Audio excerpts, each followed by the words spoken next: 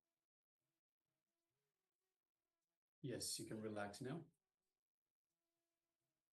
So now take a moment and share with us what was revealed to you in your third eye. So what are the objects that we have ourselves, the acharyas, have in front of us? So please take a moment and share. So for those of you, whether you're with us on YouTube, following us on YouTube, or in the Zoom room itself, let us know in the chat box provided, and let us know what was revealed to you. What are the details of the object or objects that are in front of us? Go ahead.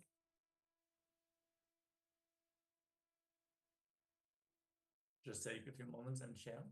Even if you weren't able to clearly identify an object, if you have seen any colors in your inner space, or you had any sensations, share them, share any detail that you have experienced.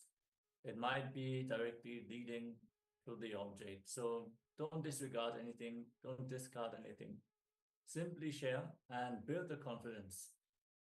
Build the confidence to manifest the power in a more elaborate way, in a more precise way.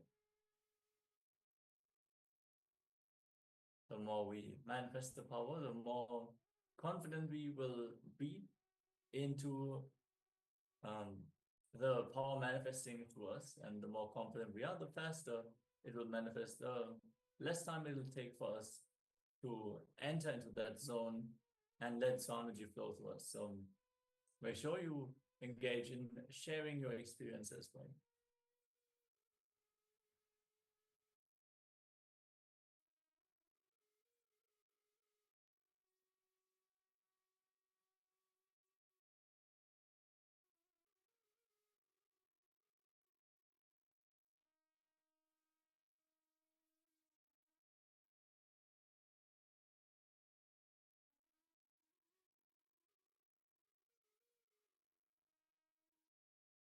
All right, so if you're still sharing, please continue to do so. Meanwhile, let's have the grand reveal of what are the objects.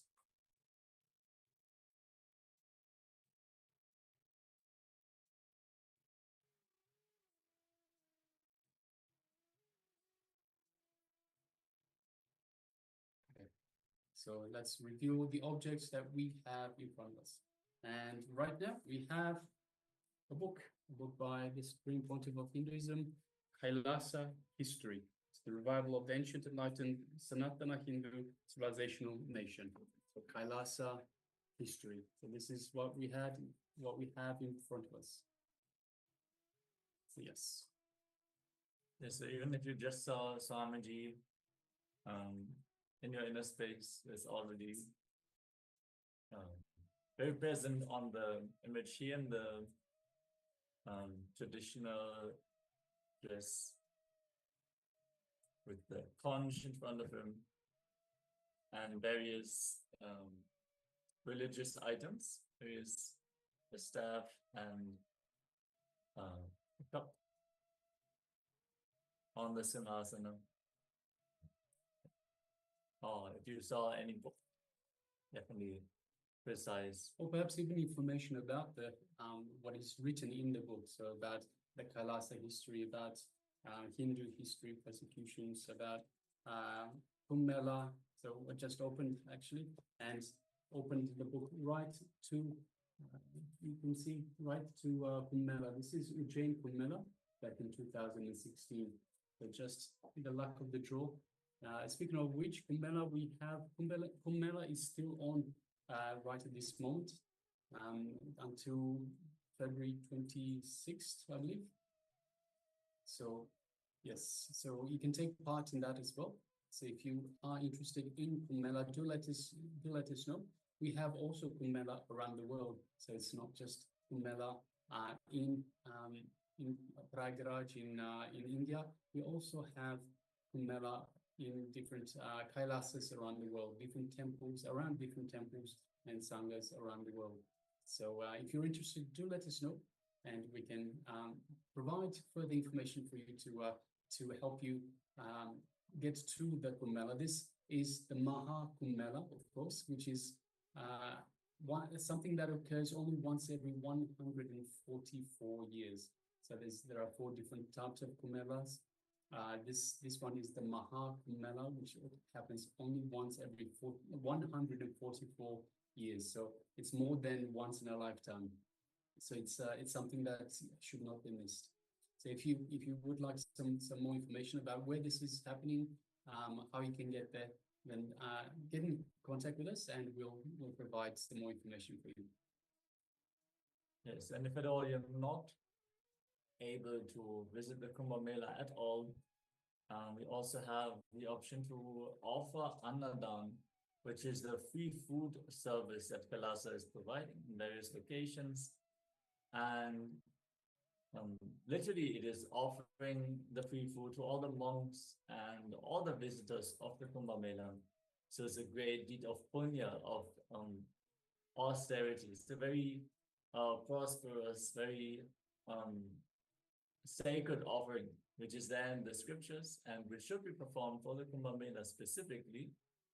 And yeah, if you don't see yourself being able to visit this Kumbh Mela, this once in a lifetime opportunity, at least be a part by offering food to the monks who are there present in the Kumbh Mela. It is literally, it is around 50 cents Indian rupees if you pay in Indian rupees per meal. $1 if you want to provide Annadan in the US, $1 per meal. And you can choose how many meals you want to offer. We're going to share the details in the chat if you are interested. So I'll make this sacred offering and get the punya. Yes. All right, so now let us move on to the next segment in our program for today, which is another revelations by the Supreme Pontiff of Hinduism on reality and dream. So what is reality? What is dream? How can you tell between one and the other? So we might think that it's fairly simple, it's fairly straightforward, but is it really? Let us come to the space of listening and give all our attention to the Supreme Pontiff of Hinduism as he reveals the deepest secrets in this regarding this topic, dreams and reality.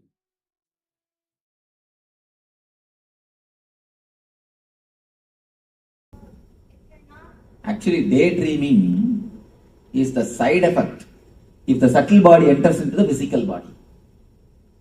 But subtle body means dreaming, night dreaming. Night dreaming is the main subtle body. If it enters into the physical body, daydreaming comes as an effect. I am asking about night dreaming.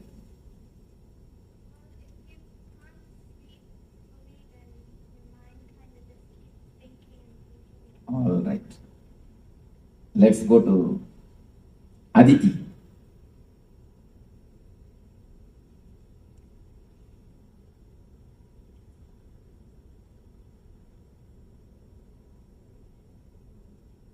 Aditi started experiencing the dream.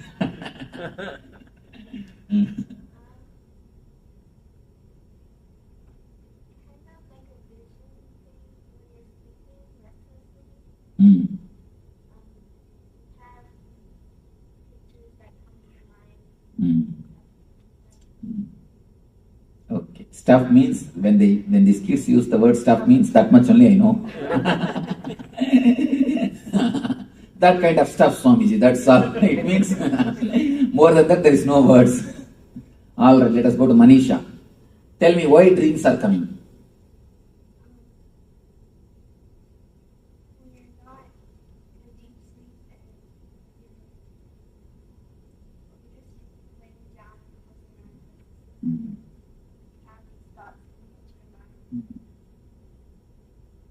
Okay. Some more understanding. We will go to number 6. Yes. Can you pronounce your name? Jackie. Jackie. Okay. You mentioned earlier something about like a pressure valve, letting off the steam. I think it is processing. That's right. Cynthia.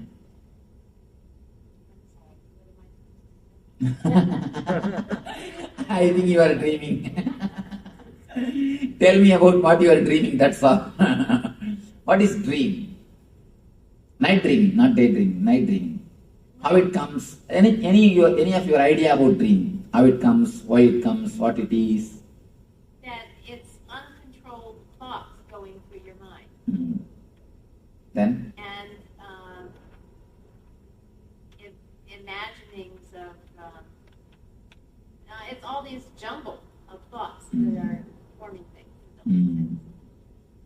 Okay. Swarnapuri.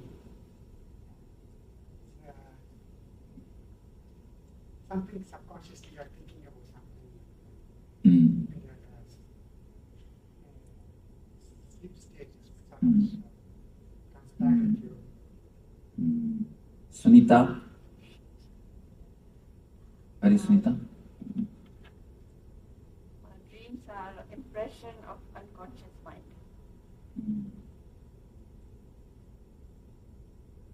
Something from Hari? Hari wants to tell something. Oh, No, your hands are raised. dream for me is almost a carry forward of your conscious stage when you were think that's carried on into the dreams majority of the time. But a lot of times, sometimes I also think dreams are kind of guiding you or giving you a very important message if you want to understand.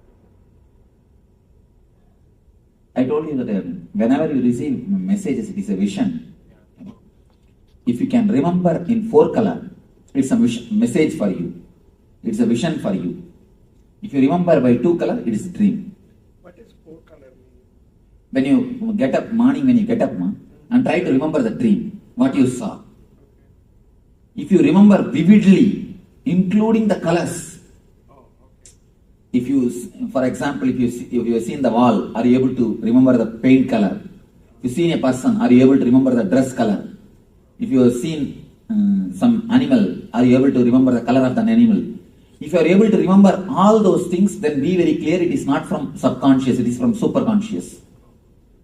Because anything from subconscious is 2 color. And one more thing you need to understand, animals cannot recognize color except this color. Animals cannot recognize except this color. That's why in bullfight they put these red clothes. This is the only color they can recognize. All other things they can see only as a black and white. When you are in unconscious also, you can recognize only this color. No other color you can recognize. But if you recognize only this color, don't think you are having vision. If you can recognize all the 4 colors, all the different colors, then be sure it's a vision. If you are not able to recognize 4 colors, never bother about the dream. That dream is no value. It has no value in your life. Now, what is exactly dreams? I am talking about the dreams which are 2 colors, not 4 colors. Tell me about the 2 color dreams. I experienced it a long time ago. When I was carrying something, 3rd month, I saw Nagaraj long time around the morning, 4 o'clock. So you saw in the 4 color? No. Black and white. Then it has no value. Then it has no value. What I am telling, tell me why and what is your idea, insight about the dreams? Is there a continuation of the inner chattering of the mind? Okay. That's a wonderful insight. Then something from... Sometimes your happiness or your sorrow or something comes as a dream. That also comes. Whatever bothers you in the day. That always. Whatever you bother in the daytime, that also jumps on you in the night time. That's one more thing.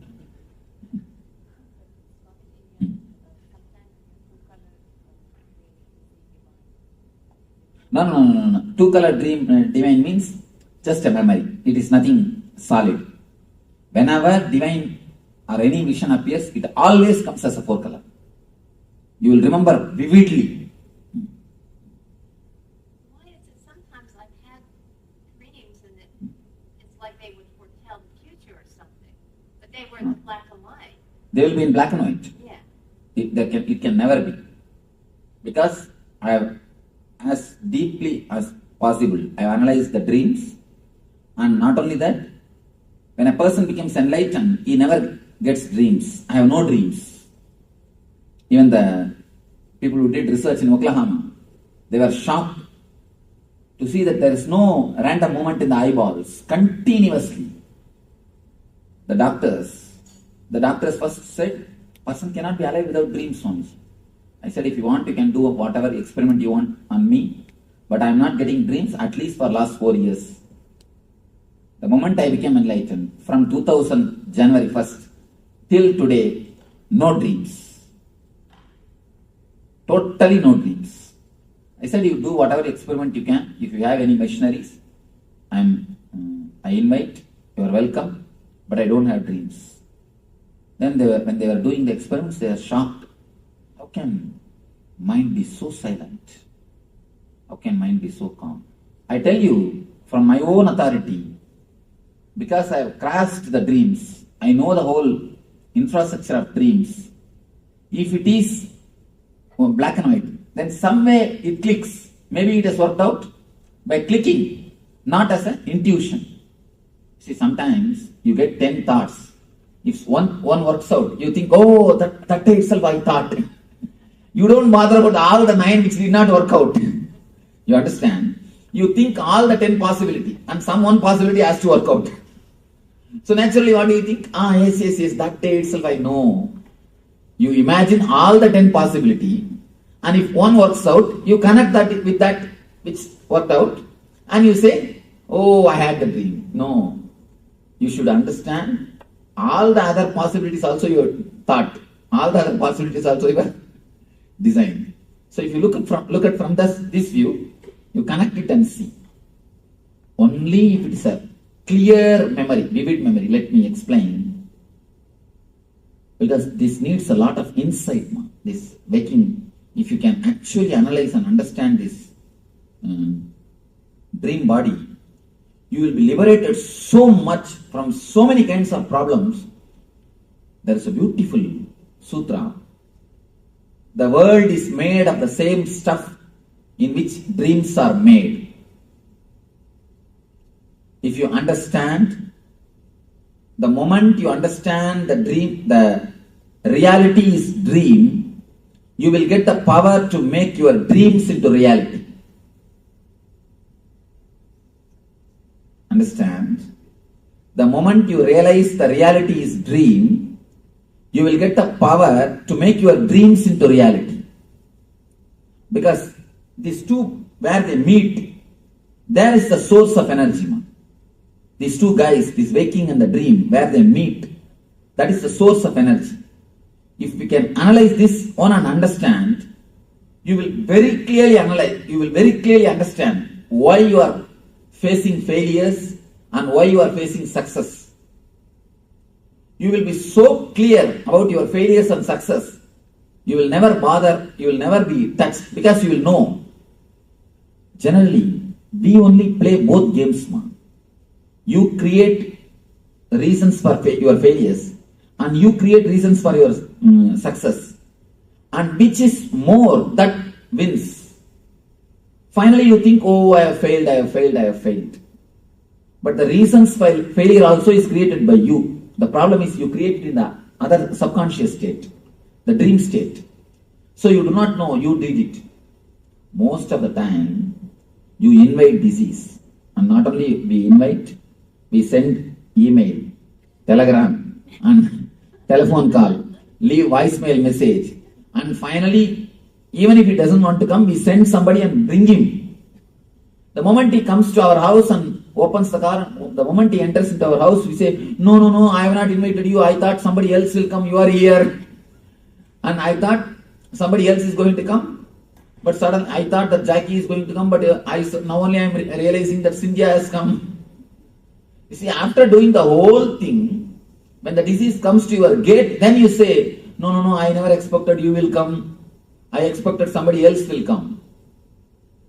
We only do everything subconsciously. But we don't realize we do it. So analyzing these two states is an important thing for the success of the life. Now let me explain. See, if you get the thoughts, if you just get the flashes from the energy of the causal body, it will be just two-color dream. Same thing, if you get from the energy of the super consciousness, the empty column, that will be a solid vision. When you remember early in the morning, if it is a solid 4-color, then it is from this empty box, the samadhi state, from Turiya, some glimpse of Turiya. If it is 2-color state, then be very clear, it is glimpse of the sleep state, causal body. It is just oscillation of causal. It is not the oscillation, it is not from the Turiya. Many people come and tell me, Swamiji, I saw this God in the dream, that God in the dream, this vision in the dream, that vision in the dream, this spiritual, this experience in the dream, that experience in the dream. I always tell them, recollect whether it is 4-color. That's the only scale. Is it 4-color? Is it very vivid? Is it experiential? Then it is true. Otherwise, don't bother. Go and sleep. Go and rest. No, next day if you remember, that's enough. Third day naturally you will not have memory. Not third day. Only yesterday dreams, today. Actually, the dream memory will be there totally itself only 1 or 2 days. Afterwards, you cannot have it in memory. If you again and again make it very solid by remembering, it may be there. Otherwise, it can't be. The memory of the daytime itself is torturing us. If you have a little more memory after night time also, you will become mad. Anyhow, so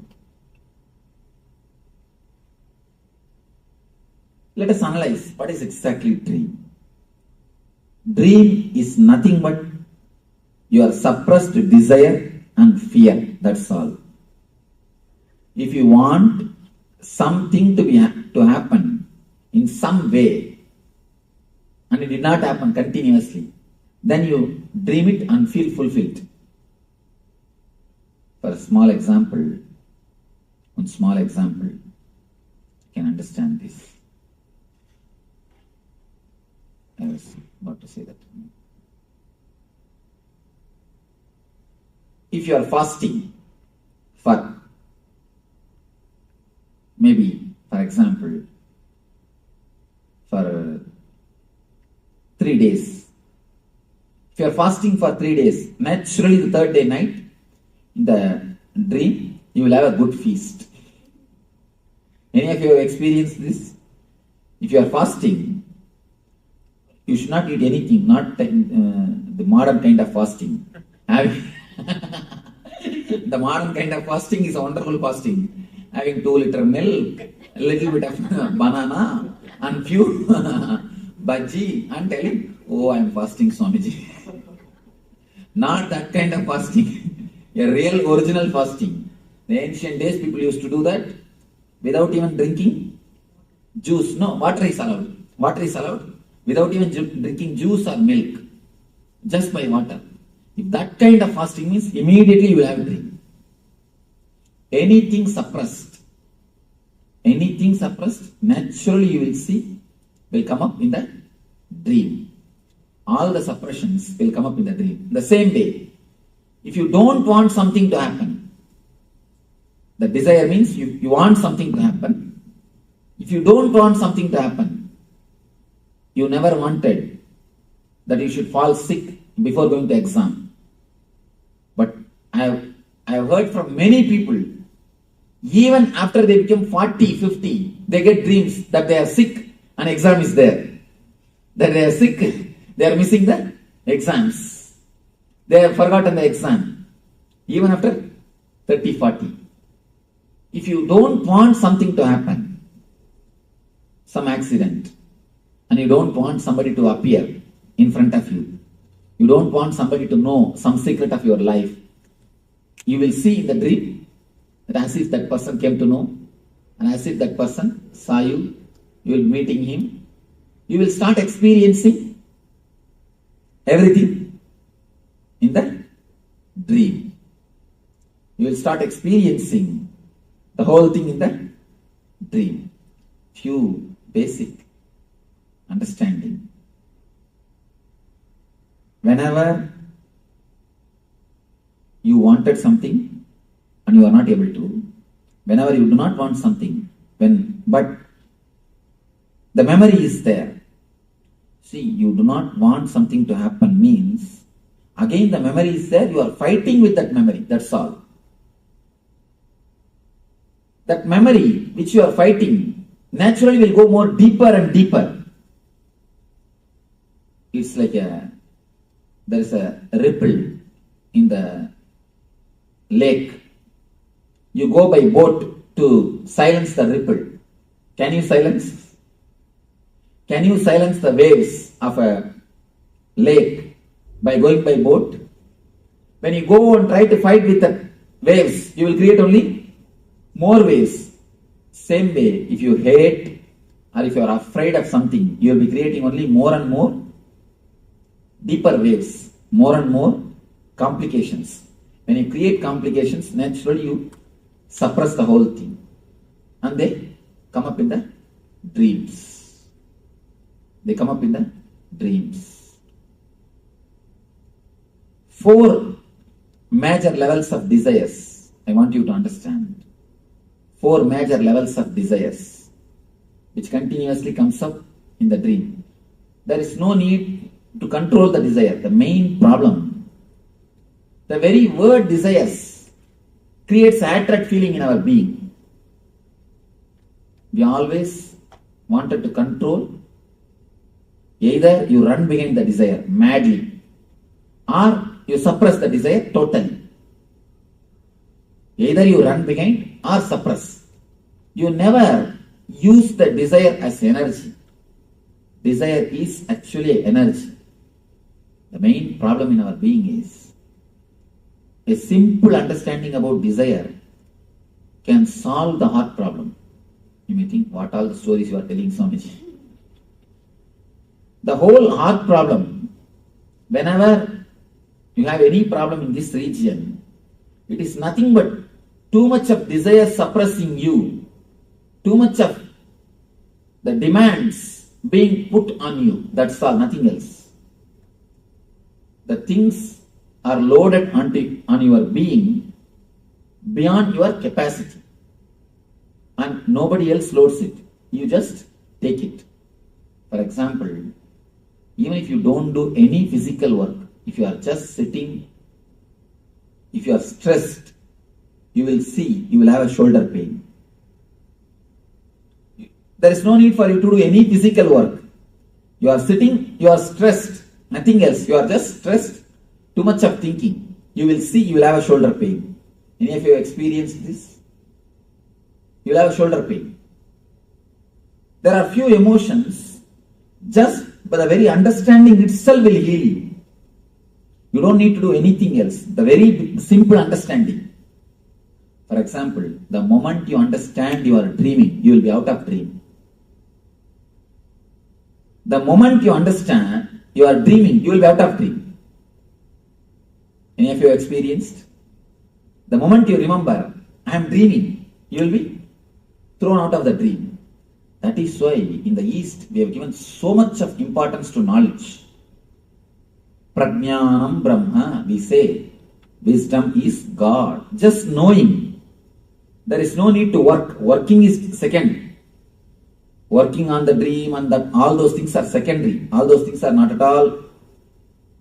You don't even have to bother about those things. The very simple knowing will change your being. The very simple knowing. In the dream, what do you do to come out of the dream? Nothing else. Just you understand. You know it is a dream, you are out. And the same way, if you know this whole thing is a drama, you will be out. Nothing else. If you know this whole thing is just a psychodrama, simple psychodrama, you will be out. The problem is, we are afraid to know this is a psychodrama because our whole life is based on this only. The moment you understand this is a psychodrama, all your investments, or what for you ran all over the world, or what for you are running, all your running is just to make few cars and few bungalow and to impress few people. But suddenly if God gives you intelligence, the whole thing is just psychodrama. What will happen?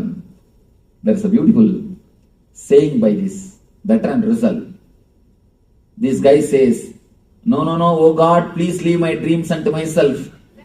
Please don't take that away. Do whatever you want. I'm not asking you to fulfill my dreams. But please don't take them away from me. It is too much. Too much to live without dreams. This guy has become later on a big atheist. Have you read any book? Bertrand Russell? This guy has wrote a book that God is dead. God is dead is declared by Nietzsche. He wrote a book, Why I am an atheist. Why I am not a believer. This guy. Anyhow, he prays, please God, don't take my dreams away from me. He says, living with the truth, living with the reality is too much. It proves that what for I am running, everything is just waste. According to him, it's a terrible fear. I tell you honestly, if you can understand the truth, if you can face the truth, you will be able to run beautifully. Because you know whether you win or lose, there is nothing to bother. You will enjoy very running itself. Only two things in the planet Earth. Either you enjoy the running and the reaching, or you don't enjoy both. That's all. Please be very clear. There are few ultimate laws. Either you enjoy the path and goal, or you don't enjoy path and goal both. There is no question of enjoying only the goal, not the path. We always think, no. When I achieve that, I will enjoy, relax. Not now. Now let me suffer. Now let me do something. Now let me put up with the situation. Now let me work. Now let me not bother anything. I will enjoy, I will achieve and then I will enjoy. Never. If you are not enjoying the very process itself, be sure you are not going to enjoy the goal. Because the path is made of the same stuff in which the goal is made. The goal is made of the same stuff in which paths are made. So whether you enjoy this and that, or you don't enjoy this and that both. So according to me, look deeply into this and understand dreams are the world, what you call as reality, what you feel as reality, what you think as reality is made of the same stuff in which dreams are made. One small story from Ramakrishna. One enlightened person is living in the householder life. You can sit in the chair if you want. You are not comfortable? Huh? No, you are bending this. I thought. Or you can? Maybe I will. Yes. Or you can sit comfortably, stretching your legs out, nothing wrong. See, she is comfortable. That's what women, you see, they are very comfortable. You see, if you want to learn how to do any work as lazily as possible, you can learn from them. Any work, how to do it without moving much of the body or any other. Because they have to handle too many things now. They have to handle too many things. So small things. They know how to do the work without moving the body much comfortably. They have expertise in moving their husband's body. So you don't agree with that? It means get some ladies and take training.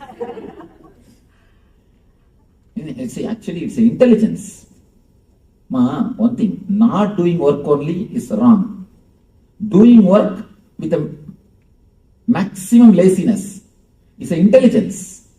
Means what? You are finding techniques, method to do the things very right way without taking much struggle, without struggling much. without taking too much stress on you. It's an intelligence. I am praising you, ma. Maybe it's a concentration. We concentrate on a lot of the efficiency. You see, only when you concentrate on some work, you will find new techniques. How can this be done with maximum laziness? How can this be done without moving the body much? Without moving, without taking much struggles. That can happen only when you concentrate. So I am in a way praising you. Don't worry. It's not laziness. That is not laziness.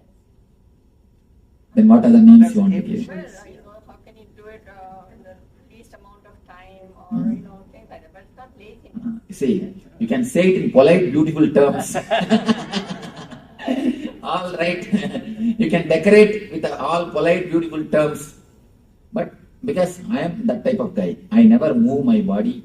I'm just sit, you can see in my room, I'll be just sitting and doing the whole thing. I'll have my books nearby. Everything will be very near. Nothing will be too long because I won't even move the body too much. Because I am like this type of person, I know you can use it better terms, but it's nothing but a laziness with intelligence. All right. This small story I was telling, one grihi, householder but enlightened person. Suddenly he lost his son. He was not weeping at all. The whole family was weeping and wailing and crying. His wife started yelling at him. You fool, you have no brain, you have no sensitivity, you have no compassion, your son is dead, you are not weeping. Then he said, of course, little difficult to feel this is practical, but it is practical. He says, of course, don't think I am not feeling, I am feeling. Don't think I am not feeling compassionate, I'm insensitive, I am feeling, but I am worrying. Yesterday night in dreams, in my dream I had 7 sons. I lost all of them when I woke up. Should I cry for them or cry for this one son? That is what I am thinking. There's one more small story in Zen Buddhism. This will give you much deeper insight. One Zen master, early morning he woke up from his bed and started weeping, started crying. All disciples gathered, "Arey, you are enlightened man, why are you weeping? What happened? You are not supposed to cry. What happened?" He said, no, I dreamt as if I have become butterfly.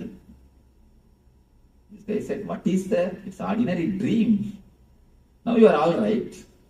You are out. Why should you weep for that? This guy says, no.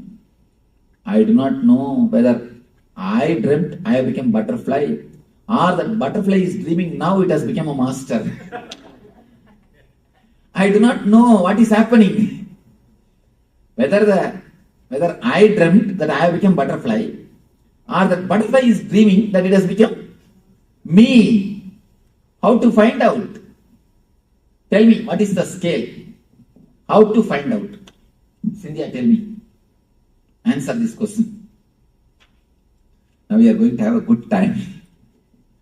Tell me, now I give you a theory. I propose a hypothesis that the conversation which is happening between you and me, you attending SSP is a dream, I say. What do you see about? How can you reject? How can you fool this? How can you prove that this theory is wrong? I can't prove it's wrong. You are really intelligent. You escaped. Anybody else? Any argument? Because you are seeing in 4 colors, how can you say this is not reality? When you see the dream, what do you say? What do you feel? No, you asked that how can you say this is not reality, right? Right now what's happening? When you see a dream also, you see only in 4 colors. You won't remember when you come to this state. When you see it only in the 4 color. Then how can you say that's not reality?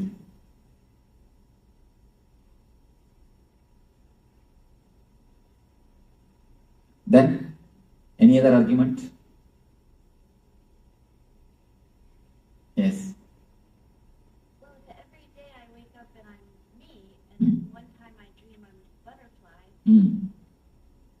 Now please understand, every time you wake up, you say you are you.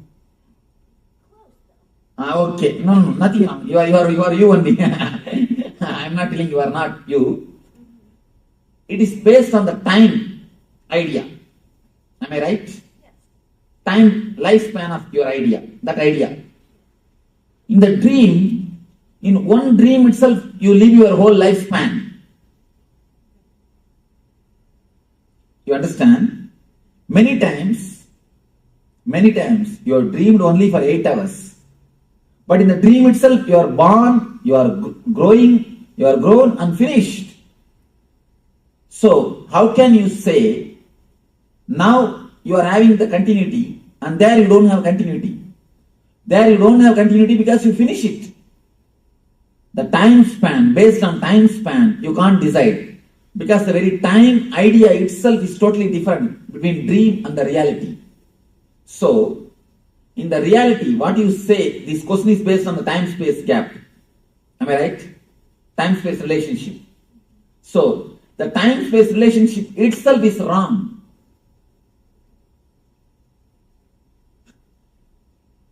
The same thing, if you are near a person who is headache for you, who continuously tortures you, with whom you don't feel happy, comfortable, even half an hour will look like a eternity, long time. Why?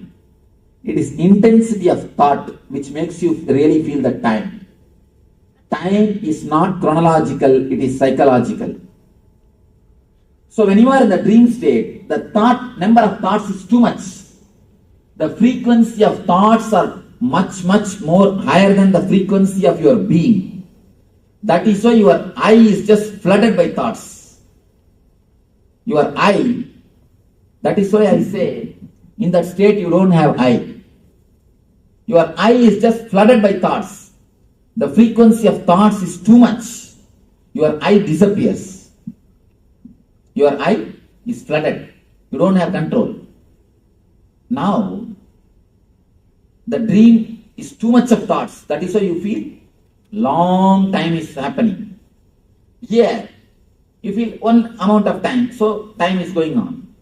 In little higher consciousness, time, you see, even if it is thousands of years, you will not feel the time has gone because the number of thoughts is less. That is why we always say, Devatas have got different calendar. For us, if it is 1000 years, for them it is only one day. For us, if it is a yuga, for them it is only one day.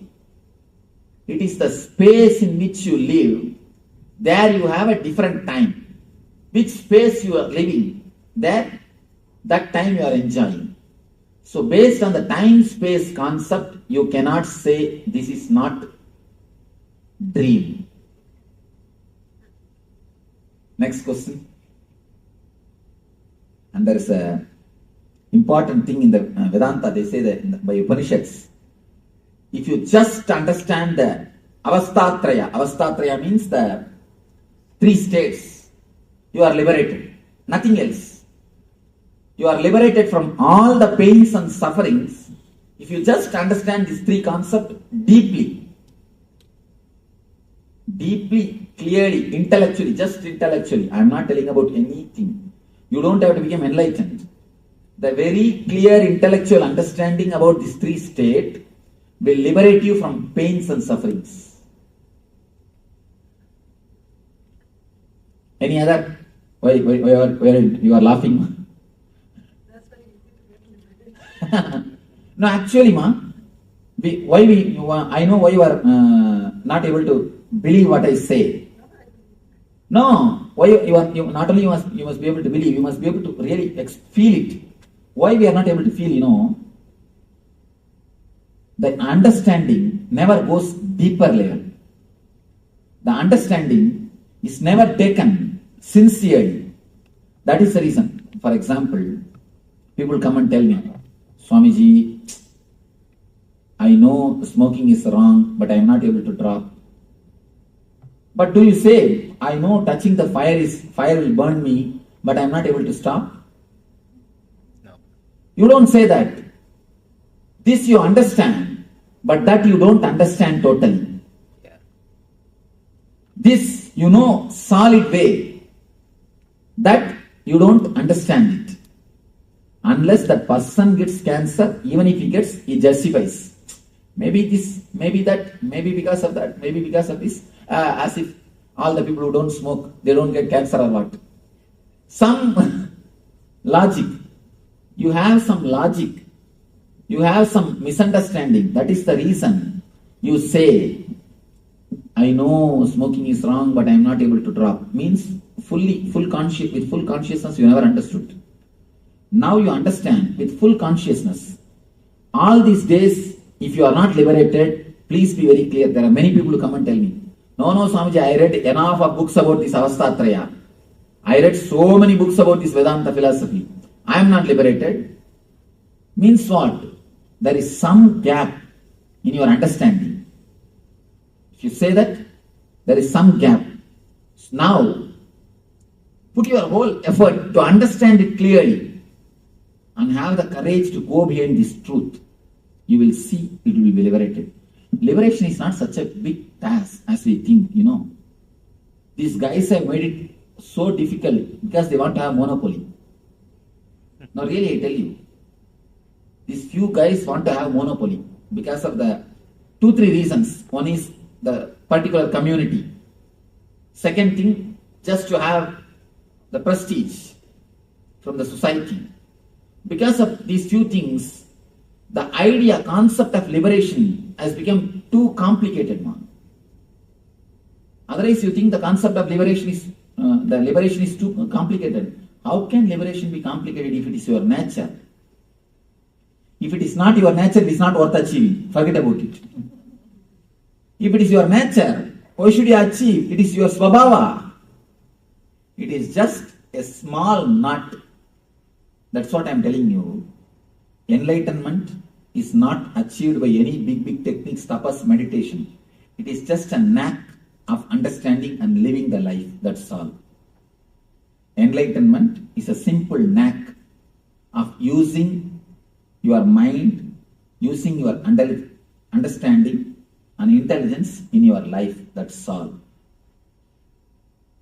This intelligence, this understanding, if it can clearly go into your being, if you can clearly analyze only one thing, only one important thing, you should spell out all your doubts.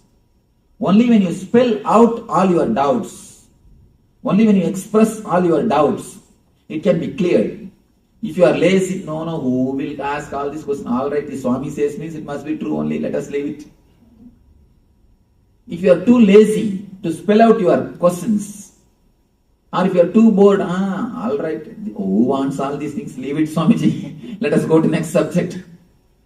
If you are too lazy to spell out, or too lethargic to understand, then you have a problem. If you really sincerely look into it. Not lethargic, I think it's the understanding power is not there.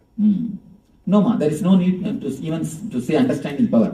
See, understanding power means whatever words I utter, have understanding of dictionary meaning. That's enough.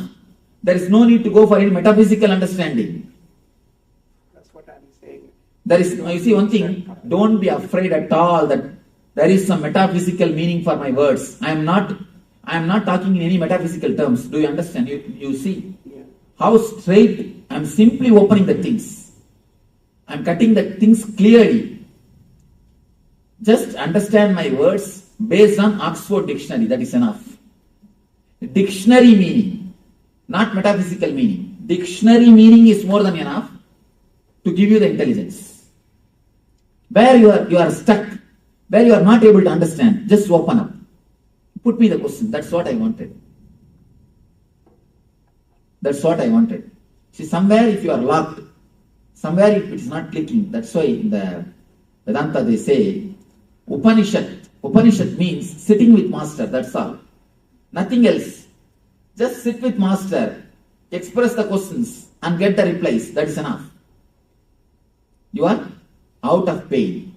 See, 90% of our pains are not physical, they are emotional and psychological.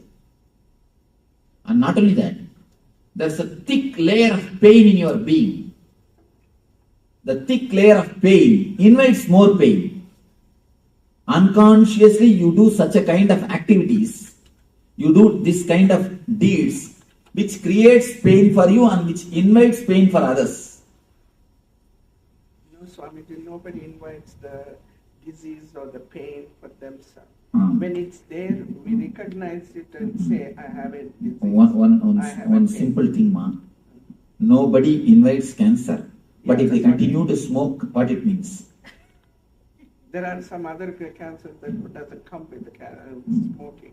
But those we don't invite them, they come to you. There are many diseases, ma. We may not directly invite. Our food habits invites. That's what. Our food habits are inviting. Our sleeping habits invite. But food habits, sleeping habits, whose habits, ma? Those are the habits that somebody made it to us. That is what now I am telling. Now it is time for maybe us to. My mom fed me that, and my mom made me to sleep that time. That is what now I am telling. Now it is time to liberate ourselves and create our own setup, our own understanding for ourselves. May not be, you may think it is too late. There is nothing too late. We can surely help ourselves. Yes, some question you want. I'm Ember. So what you were saying is that all suffering comes from misunderstanding? Yes. And not only that, if you go a little more deeper, ma, I have gone to the deep of my mind. I tell you from my own authority. Suffering itself is nothing but the word suffering, ma. Are you saying suffering is illusion? No, I don't even want to bring the word illusion. Then you will tell, no, there is no suffering. What do you say? There is no suffering, Swamiji. There is suffering for us. I am not telling that the suffering is illusion. The word suffering, if you can slowly go deep from where that word is coming, if you can just pluck that word from the root and throw it away, there will not be suffering. Let me explain to you a simple incident which I have seen in my life. I was staying in a place called Amarkantak in Madhya Pradesh with the tribals, with the tribal villages, and who doesn't know anything about humanity or anything about civilization. They do not know something like civilization exists on the planet Earth. They have never seen anything of civilization. I was living with them. When I was walking, I went to that forest and I was living with them. They are not cannibals. That's why I am here. There's a small story about the cannibals. The South African cannibals, president of cannibals, wrote a beautiful letter to Pope. Last time you sent 3 missionaries. They are really humble. They are really very good. They are really loving, caring, and very tasty also. So, they are not cannibals. If you can send them some more. They are not cannibals. I was staying with them. One day suddenly, they have a village temple. For the whole village, they have a temple. I was staying in the temple only. One day suddenly, in front of the temple, they made a small hut. And one lady came, pregnant lady. I could see that she will give birth to a child within 2-3 days. She came and entered that hut. After half an hour, I was just sitting there in one corner of the temple. After half an hour, she just walked out with a baby. I was shocked. No pain, no sound, no medicine, no assistant, no help. She just walked out with a baby. And she's just laughing with the baby and she walked out. She has cleaned her body and cleaned the baby's body and she walked out. I was shocked. But how to ask her? So I kept quiet. After a week or 10 days, I was staying there for some more time. Again, They made a hut. Actually, next day itself they removed this old hut. Again they made a hut. One more lady came. She gave birth to a child. Next day, in half an hour, she came out with a child. Now it is too much. I thought I should ask somebody. I asked one guy, what is this? Will they not have pain? No assistance, no help is given? Just pay. What it means? Why? I asked their president. He's little open type. I asked him, what is happening? Why she's not having any pain or no assistance? He said, why pain? Why assistant? This is the way we deliver. She goes and takes care of herself and comes back. Why animals are giving birth like this only? I was shocked. Then, after I became enlightened, I scanned the whole incident. I wanted to understand. I meditated upon that whole incident. I meditated. Actually, in the nearby area only I became enlightened. So after that, I meditated and even went back to the village just to bring that memory and understand the truth of it. Then I realized, if you are not conditioned for the word suffering, you never suffer. You never suffer. Now, then I understood that deep secret. After the age of 7, whatever words is uttered by your mom, dad, friends, you pick up all those words. When they say headache, I'm stressed out, I'm gone, keep quiet, I have a headache, I have this, I have that. You just pick up all those words and you start repeating all those words. The more you repeat those words, the more emotions, energy that word gains. More the word gains the momentum, more it has got impact on you. I was shocked. It is just a rut created by our own being. It is just a rut created by our own being. First, you pick up those words from elders. You start repeating mentally at the age of 7, unconsciously. And when you repeat naturally, you will see the effect of that words in you. When you see the effect, you start believing more that you have pain, you have suffering. More you believe, the more the word gains the momentum. The more the word gains the momentum, more suffering. More suffering, more belief, more momentum. More suffering, more belief, more momentum. The same cycle goes on, goes on, goes on. If you look little deep, that is what now they are doing in the hypnotherapy. In the hypnotherapy, they hypnotize a person and they put a burning charcoal in his hand and they say, you are not getting burned, you are having a beautiful flower in your hand. You are having rose in your hand. You are having a beautiful flower in your hand. You will be surprised. Not only the person never gets burnt. When they remove that charcoal, the rose smell is there in the hand.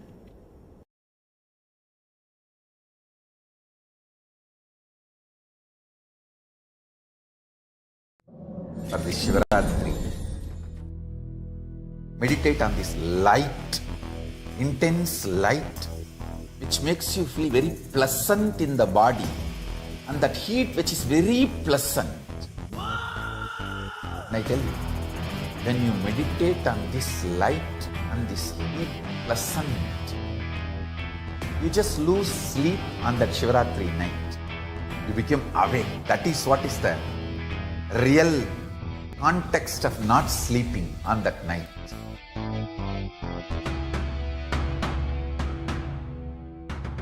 வான்வரையிலும் வளர்ந்த ஜோதி ரூபனே, தேன் சுவை தரும் தமிழின் தலைவனே, மான்மகிழ்வினை ஏந்தி நிற்கும் ஐயனே, கைலாசம் தந்த நித்யானந்தனே. நித்யானந்தம் நித்யானந்தம் அண்ணாமலையே சிவரூபமாய் வீற்றிருக்கும் குரு நித்யானந்தனே. நித்யானந்தம் நித்யானந்தம் அண்ணாமலையே சிவரூபமாய் வீற்றிருக்கும் குரு நித்யானந்தனே. நித்யானந்தம் நித்யானந்தம் அண்ணாமலையே சிவரூபமாய் வீற்றிருக்கும் குரு நித்யானந்தனே. நித்யானந்தம் நித்யானந்தம் அண்ணாமலையே சிவரூபமாய் வீற்றிருக்கும் குரு நித்யானந்தனே.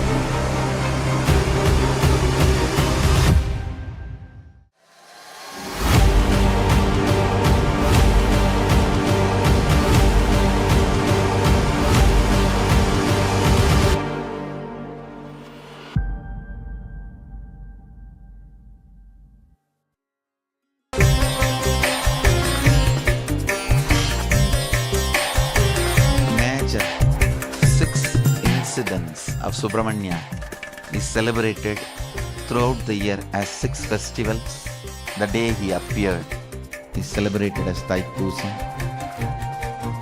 The bio-memory of Adi-Shakti, bio-energy of Sadashiva and muscle memory of Ganga put together, completion of Sadashiva is Subramanya.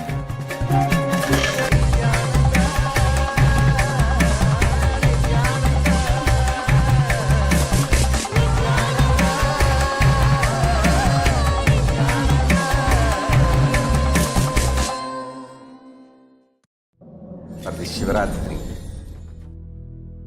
meditate on this light, intense light, which makes you feel very pleasant in the body, and that heat which is very pleasant. And I tell you, when you meditate on this light and this heat pleasant, you just lose sleep on that Shivaratri night. You become awake. That is what is the real context of not sleeping on that night.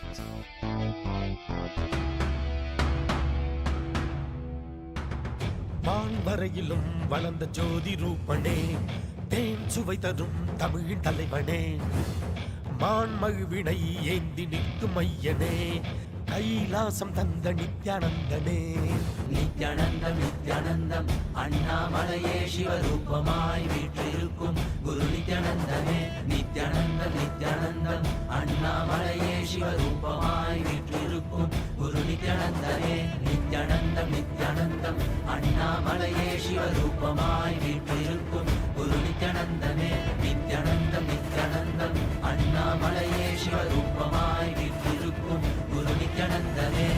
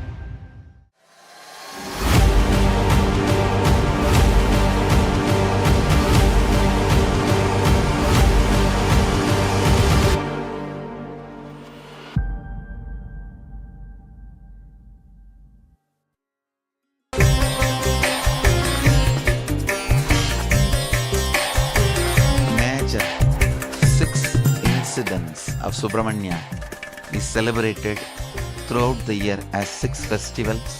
The day he appeared is celebrated as Thaipusam. The bio-memory of Adi-Shakti, bio-energy of Sadashiva and muscle memory of Ganga put together, completion of Sadashiva is Subramanya.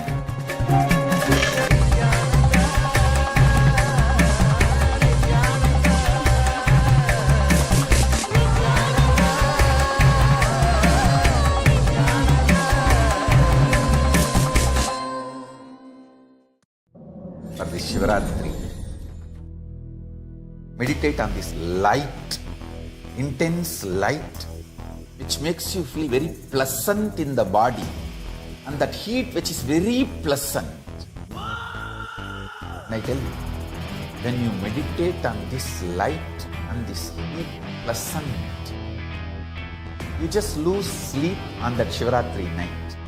You become awake. That is what is the real context of not sleeping on that night.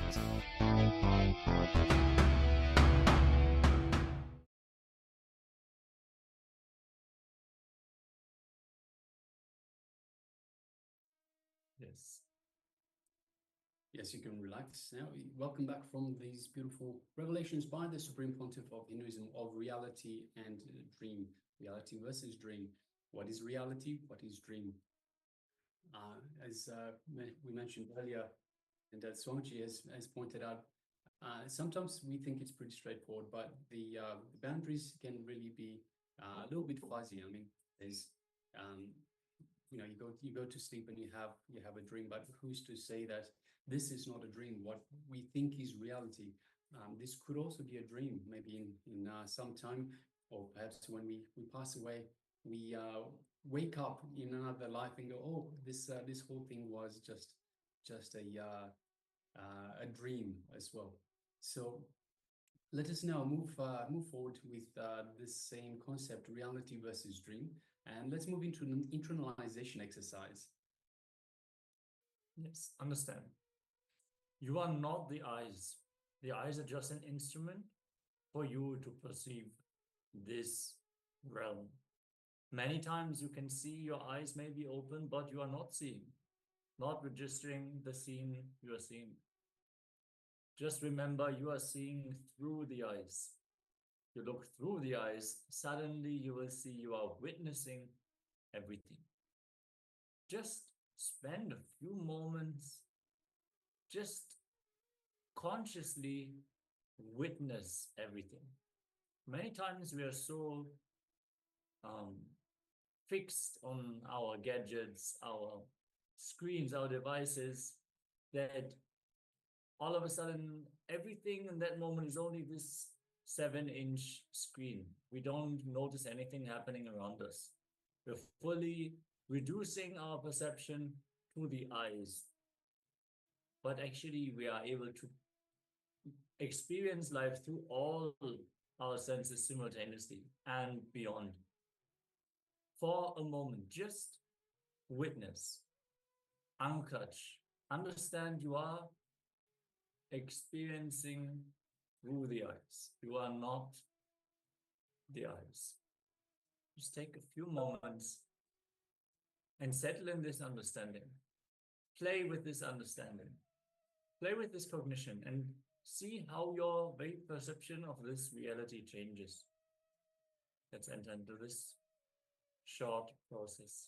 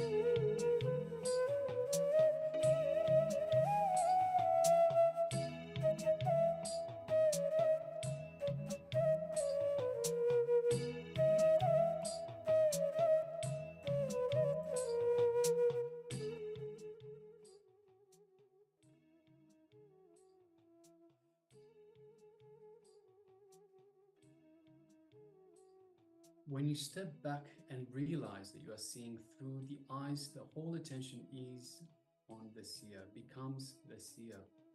The whole attention comes onto the seer itself. See, that is innocence. Innocence means having a clear understanding that whatever you see in the outer world is made of the same stuff out of which your dreams are made, as Swamiji beautifully points out. So understanding that whatever you see in the outer world is made of the same stuff that your dreams are made out of, and vice versa, of course. So your dreams are made out of the same stuff as the outer world, which means that they are almost interchangeable, which means you can create one from the other. What you can create, what you can see and do in one, you can see and do in the other. So if you go back to how you are able to change dreams, change certain situations, certain things in the dreams, you should have the same power to do that in the outer world, to manipulate, to have your reality as you want it. So these are the steps. First is getting the idea that what you see is a dream.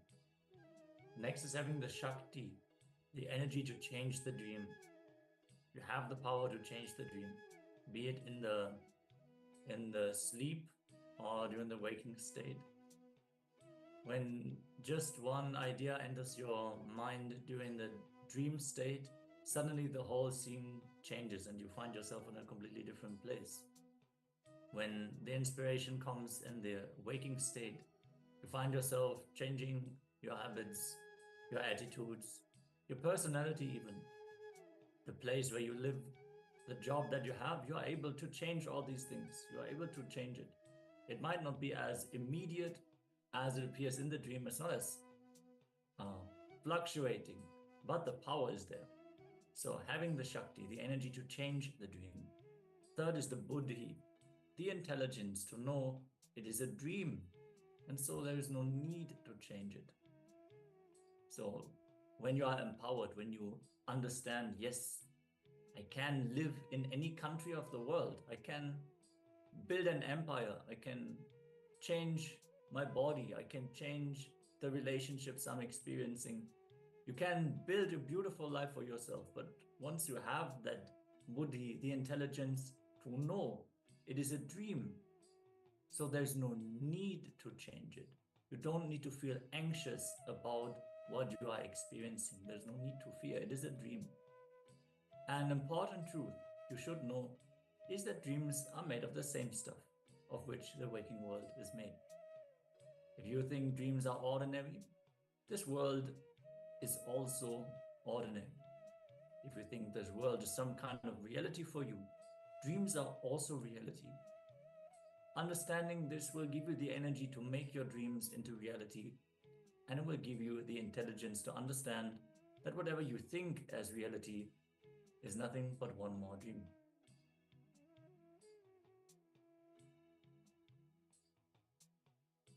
Yes, this was the segment on reality and dream. If you have had any insights, any clicks, any breakthroughs in understandings, please share them. We would love to hear what is your experience from this session.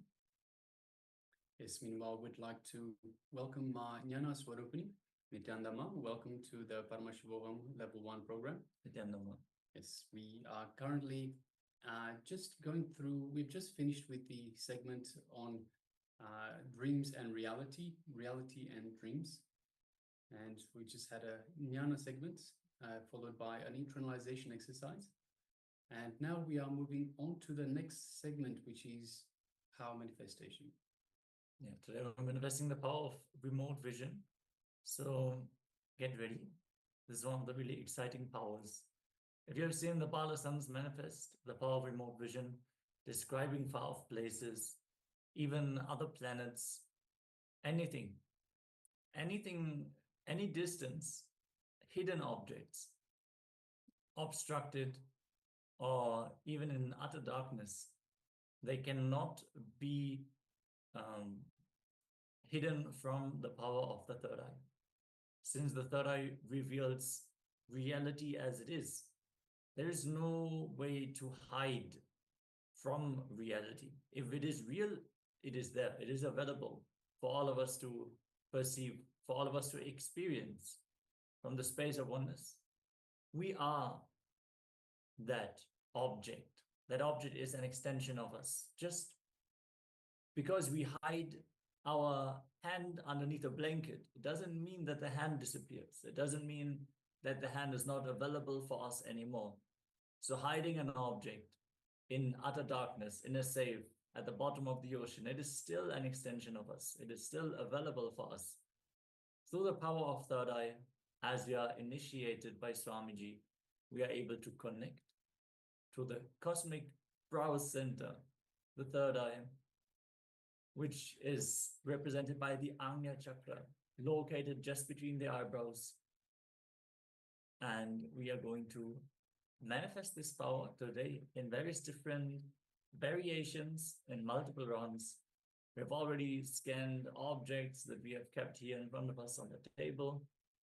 And now we are going to read a few lines of text, and you are going to scan that text. So we are going to keep some text in front of us on the screen, and you are going to use this power to identify what are the words, what is the sentence, what are the sentiments of the text on the screen. Understand, many times the third eye doesn't reveal immediately exactly what is there, even though that is very much possible. Initially, you might get a hint, a sentiment, an understanding, something that you can easily catch, because we need to enter into that deep feeling connection to Swamiji. We need to enter into the space of Nirvikalpa Samadhi, surrender our senses, and experience reality through the third eye. So it might take a little bit of time to get accustomed to this power that we have never used before. It's like you're riding a bike and initially you feel shaky. You might even fall a few times. You don't have that risk here, so don't worry. But until you're comfortable, we need to keep manifesting the power, even though it might feel like nothing is happening initially, and then you're very unsure, oh, am I making things up? Am I hallucinating? No, you're actually manifesting the power, and you're moving towards seeing things more and more clearly, being more and more accustomed. So, requesting all of you to settle down and get ready.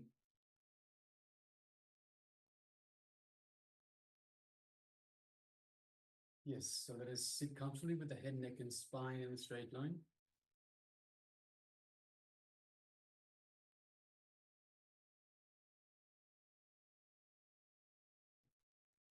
And let us close our eyes. Close our eyes and bring our awareness to the Ajna chakra, to the Ananda Gandha, the space just below the heart center. Ananda Gandha, which is our inner space, one that Swamiji has initiated us into. And let us visualize Swamiji, let us invoke Swamiji in our inner space. Just the mere remembrance of Swamiji, the visualization of Swamiji in our inner space invokes the Master. So let us visualize our favorite Atma Murti, our favorite image of Swamiji in our inner space. And connect to that, connect through that to Swamiji.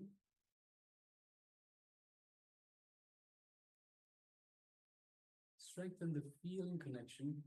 So just by bringing your awareness to the connection you have to Swamiji, it strengthens that connection and brings you into the space of oneness with Swamiji. So just take a moment and feel the love, the compassion, and the infinite grace that is radiating from Swamiji's, from this connection with Swamiji, from your inner space.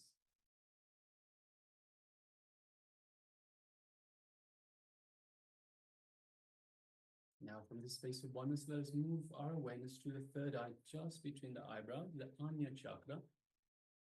And let us gaze through the Anya chakra, through the third eye, into Swamiji's third eye. So visualize Swamiji in front of you and connect to Swamiji's third eye by gazing through your third eye into Swamiji's third eye.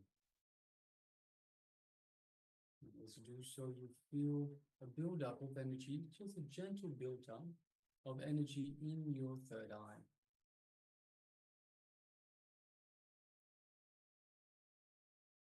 And Swamiji is awakening and activating your third eye.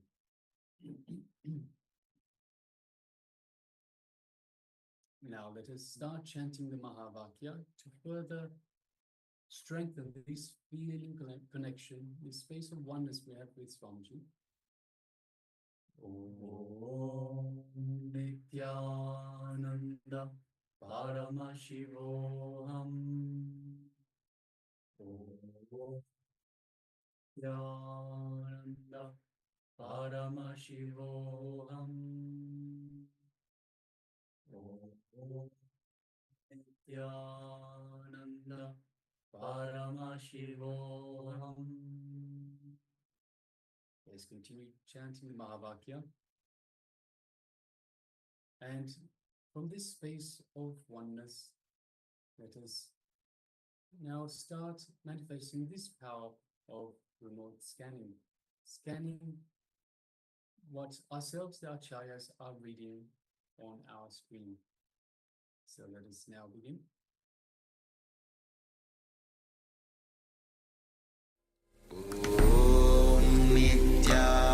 Nithyananda Paramashivoham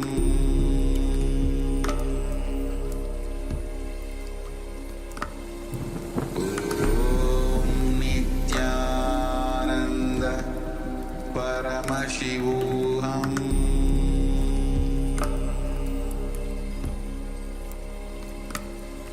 Om Nithyananda Paramashivoham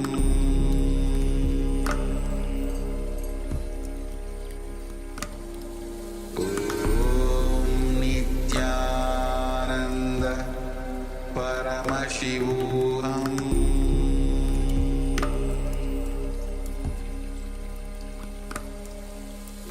Om Nithyananda Paramashivoham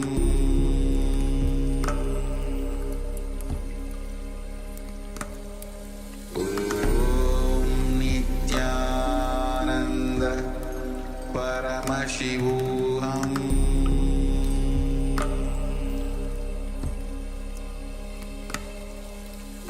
Om Nithyananda Paramashivoham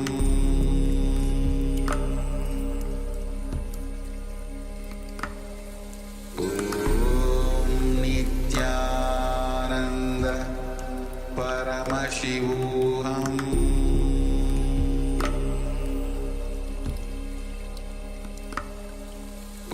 Om Nithyananda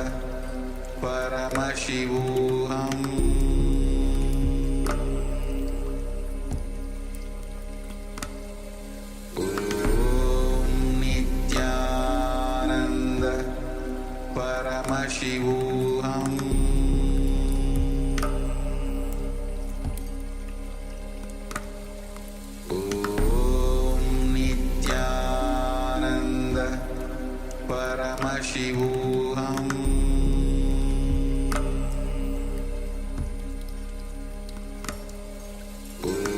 Om Nithyananda Paramashivoham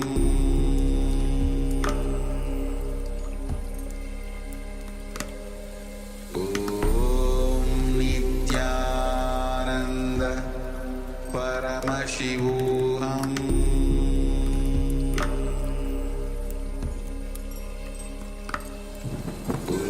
Om Nithyananda Paramashivoham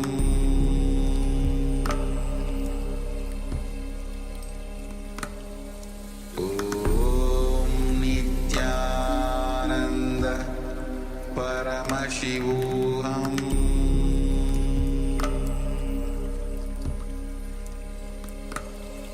Om Nithyananda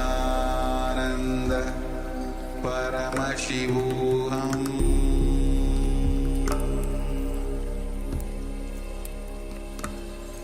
Om Nithyananda Paramashivoham Paramashivoham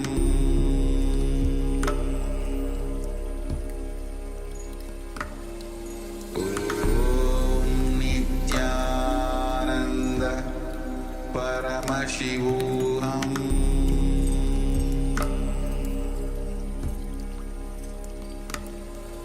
Om Nithyananda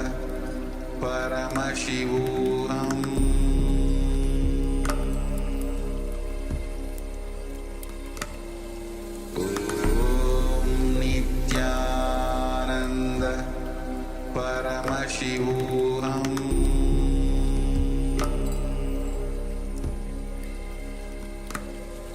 Om Nithyananda Paramashivoham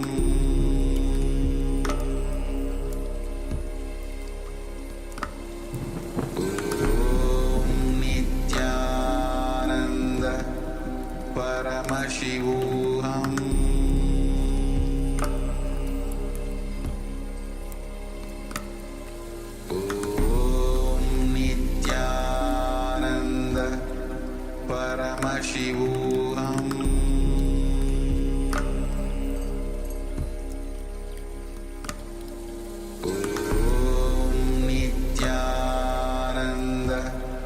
Paramashivoham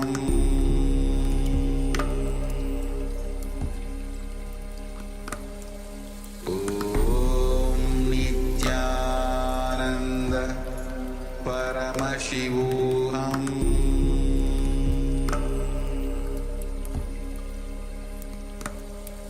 Om Nithyananda Paramashivoham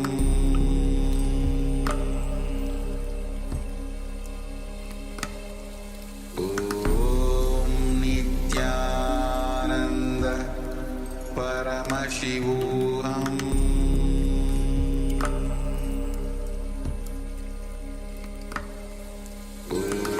Om Nithyananda Paramashivoham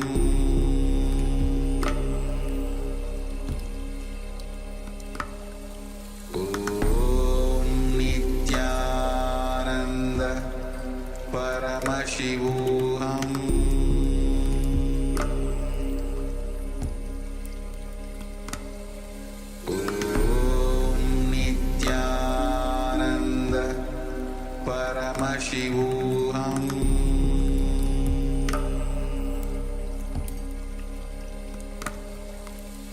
Om Nithyananda Paramashivoham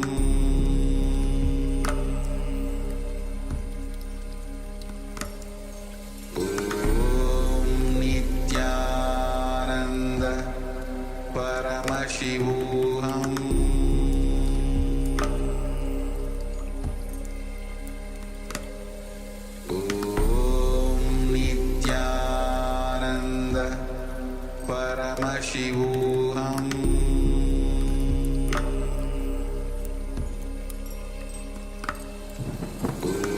Om Nithyananda Paramashivoham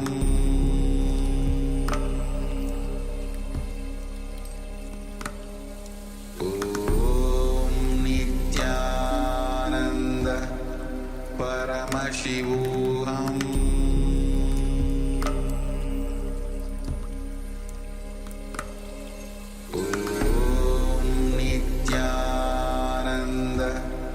Paramashivoham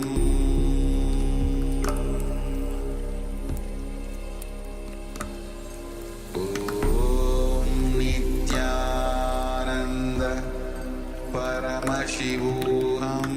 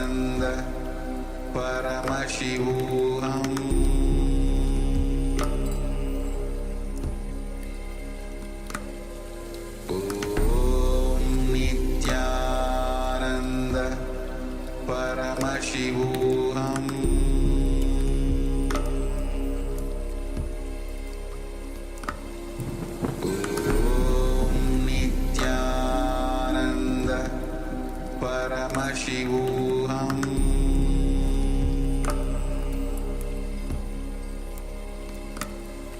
Om Nithyananda Paramashivoham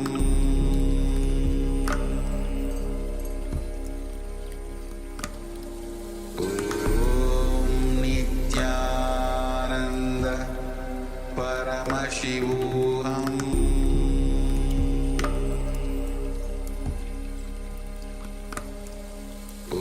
Om Nithyananda Paramashivoham.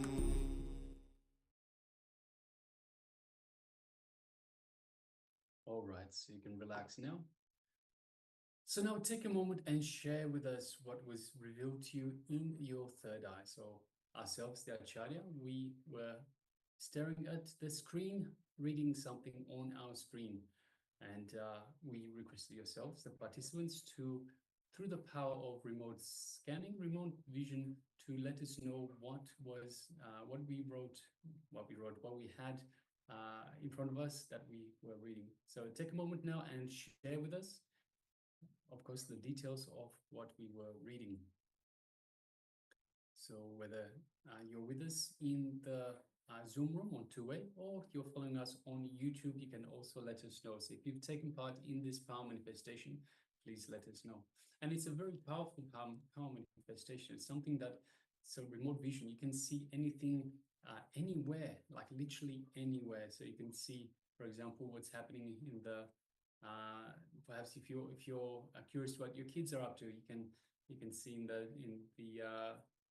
room next door without having to actually go there physically. If you're curious what's happening, for example, you might be out and you're curious if the delivery has come to your house, you can even do that. Or you can perhaps even, as far as if you're curious what's happening on Jupiter, what's happening on Mars, you can still just apply this power of third eye vision, of remote vision, and you can see what is happening, to see all the different storms on Jupiter, to get a sense for the storms, the power of the storms on Jupiter, or perhaps the dry wind on Mars, whatever it might be. Yes, and the more you manifest this power, it will not only be a utility value, it will lead to the enlightenment experience. So more and more you will simply be connected to these other places.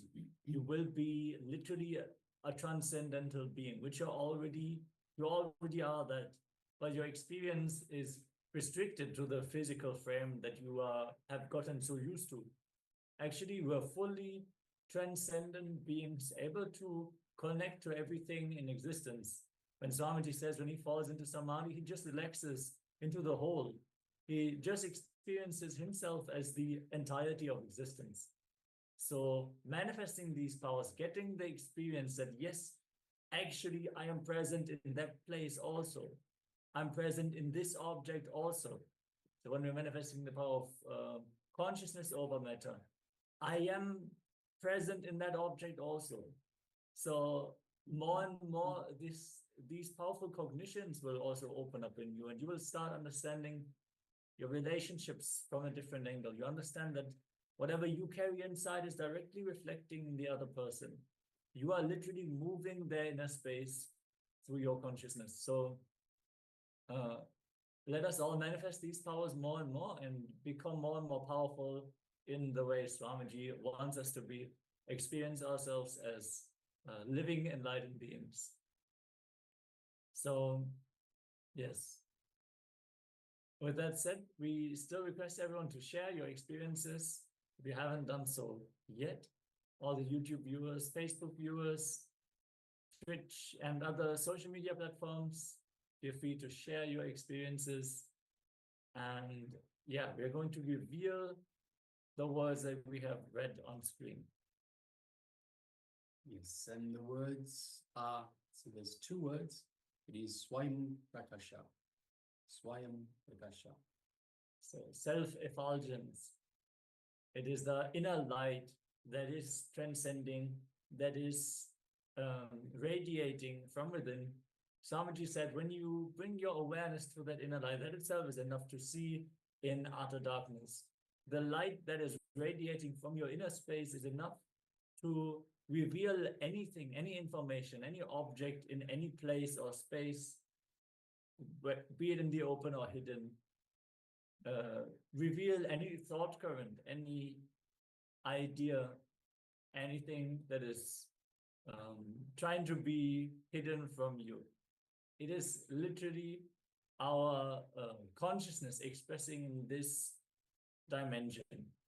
So yes, it's a beautiful visualization also, which you are supposed to hold during these kinds of power manifestations, be it blindfold reading or remote vision, visualizing that light that's coming from within, shining, penetrating everything in existence and revealing that to us. So even if you've just seen light in your inner space, that would also be fitting for these words. So if you can resonate with what we have revealed now, let us know so we can celebrate along with you for you successfully manifesting this power of remote vision.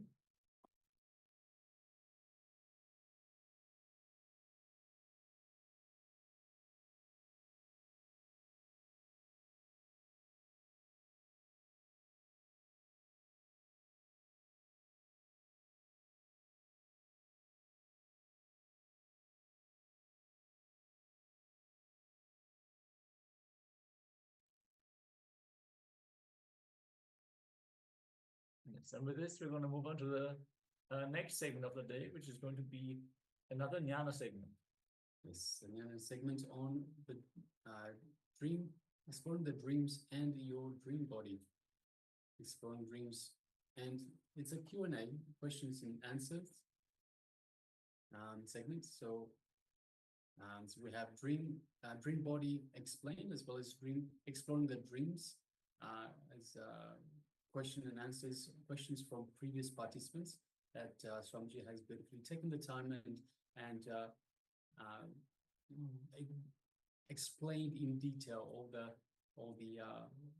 the questions. So let us now come to the space of listening. Let us bring our full listening, give our full listening to the Supreme Pontiff of Hinduism as he imparts his sacred truths. Let's begin.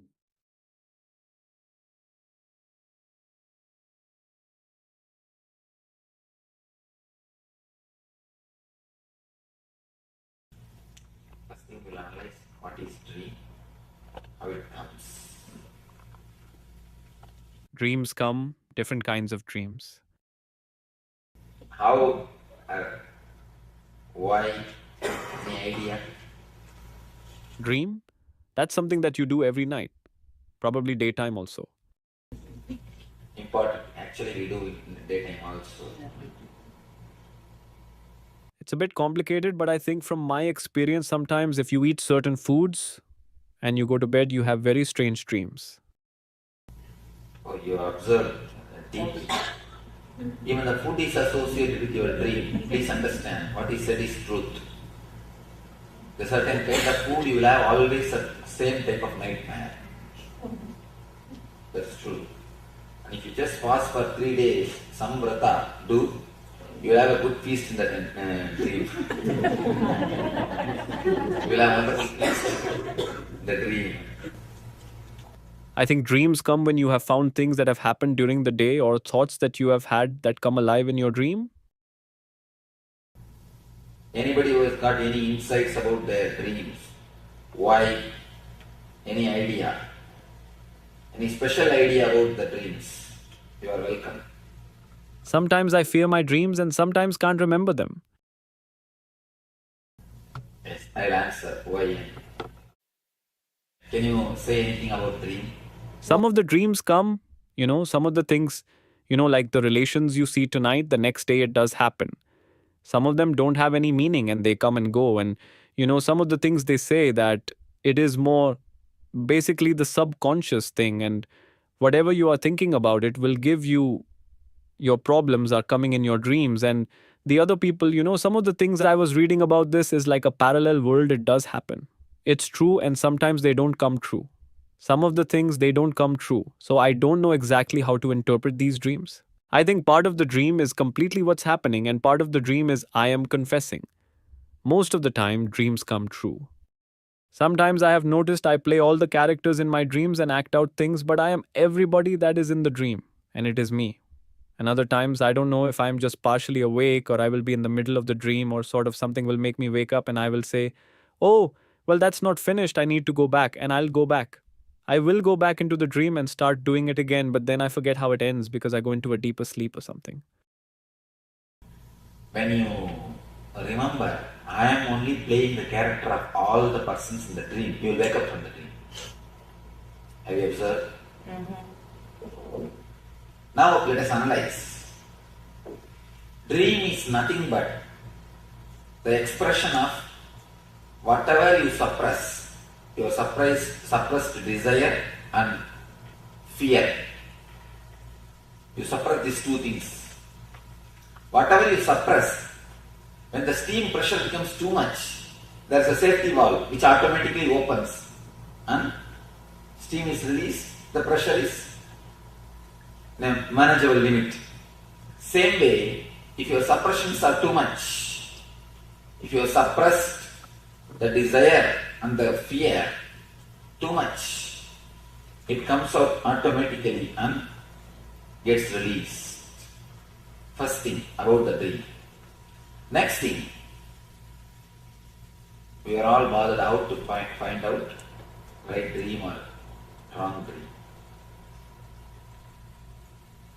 An important thing you need to understand, any dream, if you can remember it with 4 colors, it is not dream, it is a vision. Early morning when you remember, if you can remember in colors, see, this is very subtle technique. When you see the dream, you will always see only in colors. If you can remember the colors clearly, be very clear, it is something related to vision. It is bringing some message. It is the ray of light from superconscious. It is not dream. If you see any divine personalities, master, God, guru, try to remember. If it is in multicolor, then be very clear, it is a vision. But if it is just 2 color or black and white, forget about it. It is nothing to do with vision. It is a usual dream. It is a usual just dream.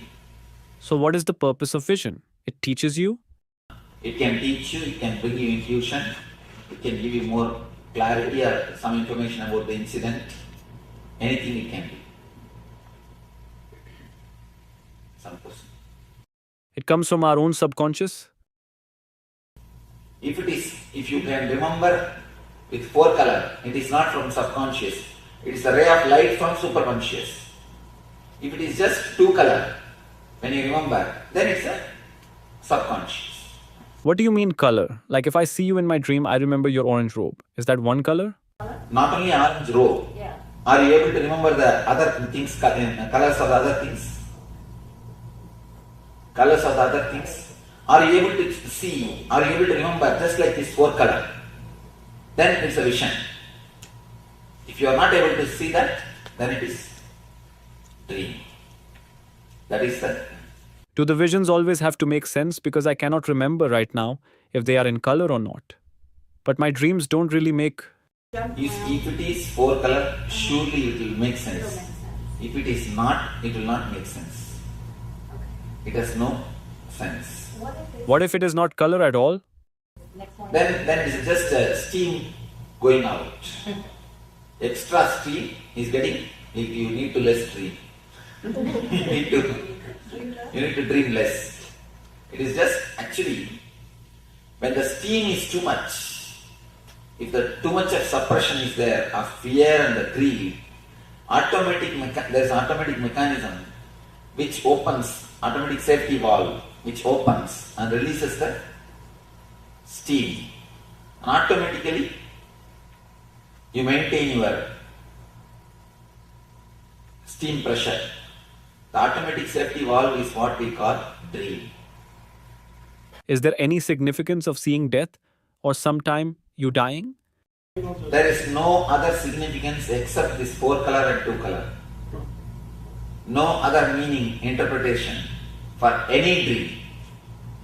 Should we just ignore them as... Simply ignore. Because people say when your dreams are falling makes some sense or something like... No. None of them have got any sense. People who never dream, they never have a dream, they just sleep and wake up. No, it can never be. Only an enlightened master can be like that. Swamiji, what is the significance in dreams? You said that everybody dreams whether you remember it or not. Remembering and not remembering has no meaning. Remembering 4 color and 2 color, only that has meaning, nothing else has meaning. Because normally people associate that if you can't remember, they say, oh, you slept deep. That's what they say. No. It is not that. Even if you don't sleep deeply and if you are continuously disturbed, you will have the same problem. You will not be able to remember the dreams. What about the sleepwalking?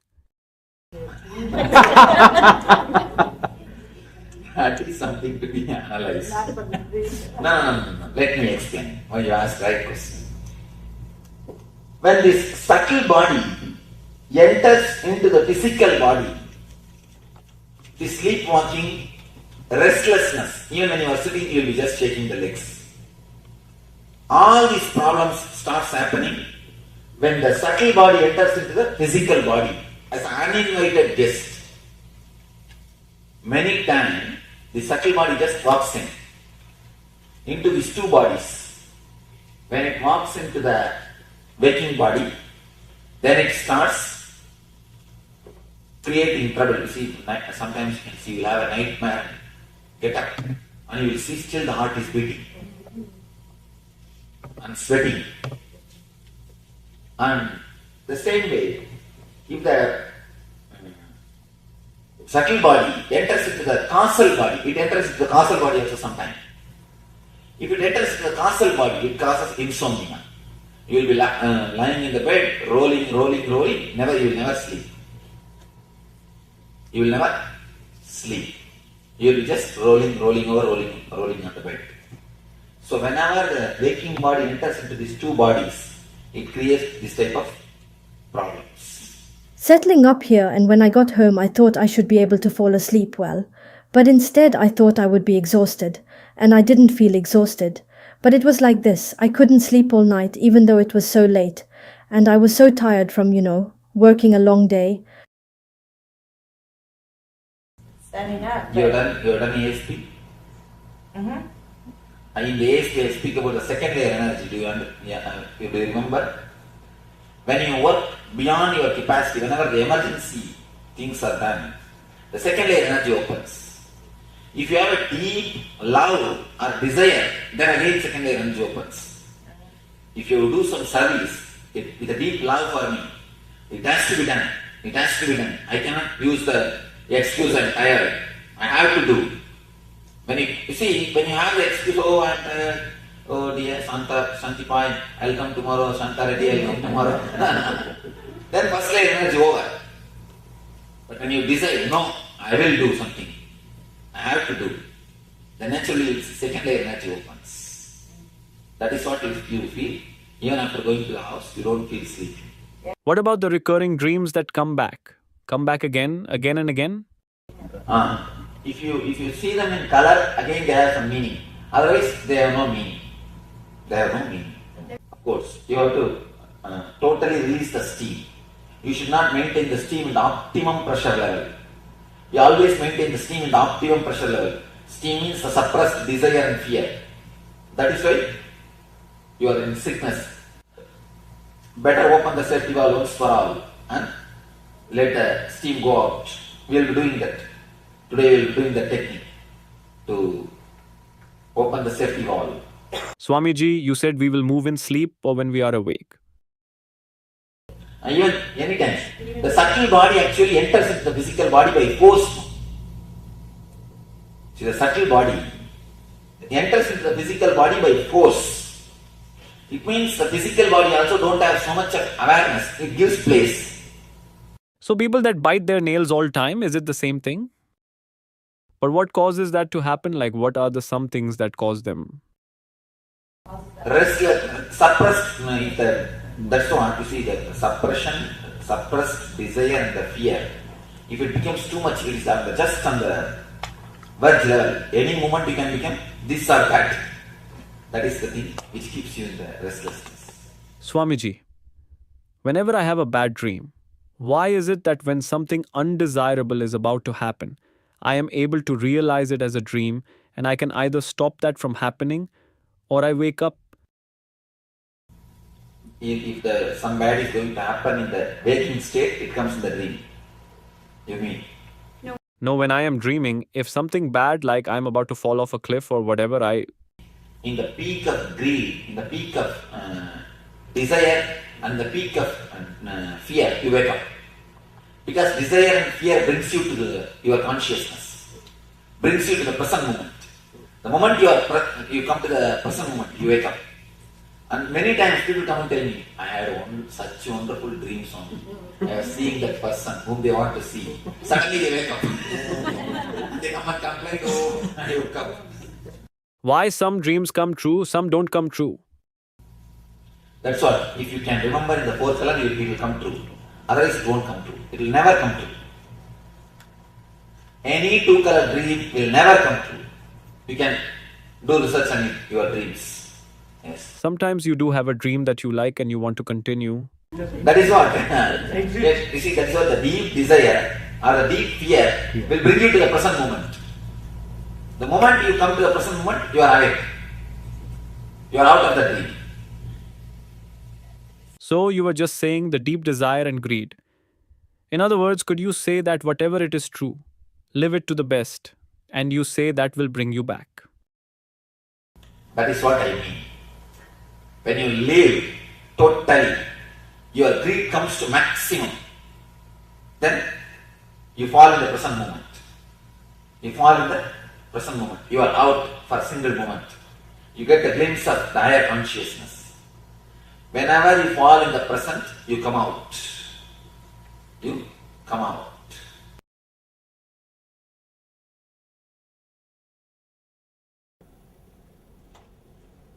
We will enter into the second session, which is related to dream body, which is subtle body. Let you understand few things. Whatever you suppress, whatever you wanted to happen, and whatever you don't want that to happen, whatever you want to happen, whatever you think that it should happen, whatever you think it should not happen, both happens in the dream. Whatever you think you want to happen, the desire, the greed, whatever you think it should not happen, the fear, which you suppress, both comes up in the dream.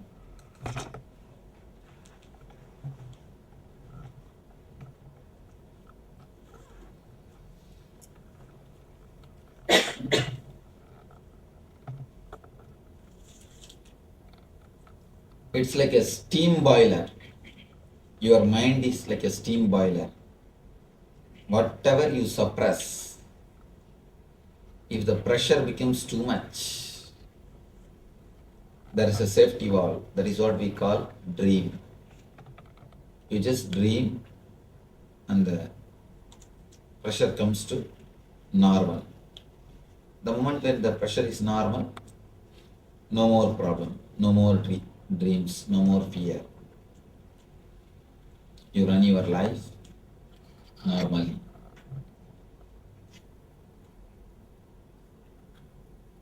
This is the way basically we dream. This is the way basically dreams happen. There is one more thing. If just dream comes and goes, there will be no problem. But this dream body doesn't keep quiet. If dream comes only in that time, in a particular time, if your dream body is active and your extra steam or extra pressure is released, as long as that happens, no problem. Things go very smoothly. But it is not that only this happens. Something more happens. There starts the whole trouble. This dream body unnecessarily starts entering into the waking body and deep sleep body. When the dream body unnecessarily enters into the waking body, that is the time you get restlessness. You will be sitting physically in one place, but mentally you will feel deeply restless. It will be moving here and there, here and there, here and there, this side to that side, here and there. Second thing, the deep sleep, the subtle body, when it enters to deep sleep, the causal body, that is the time you get insomnia. You will be lying, but you will not be able to sleep continuously. You will be thinking. The other day, I read a quotation in the car. Here all sorts of weird quotations they write in the car. I never suffer by insomnia because I enjoy every minute of it. I think the guy not only is having insomnia problem, must be having insanity problem.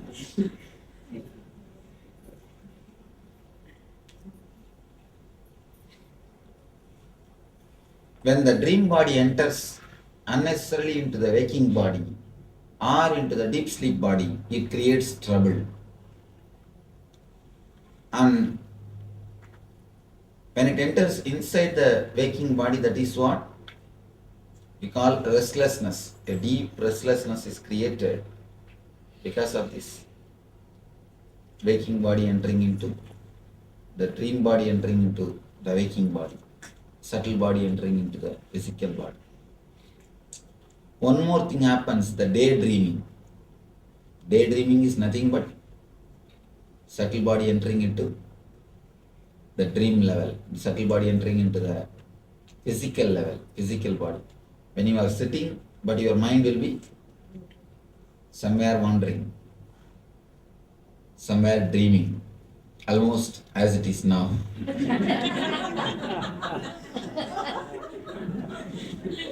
Almost as it is now. Because, be very clear, none of us experience the total waking consciousness.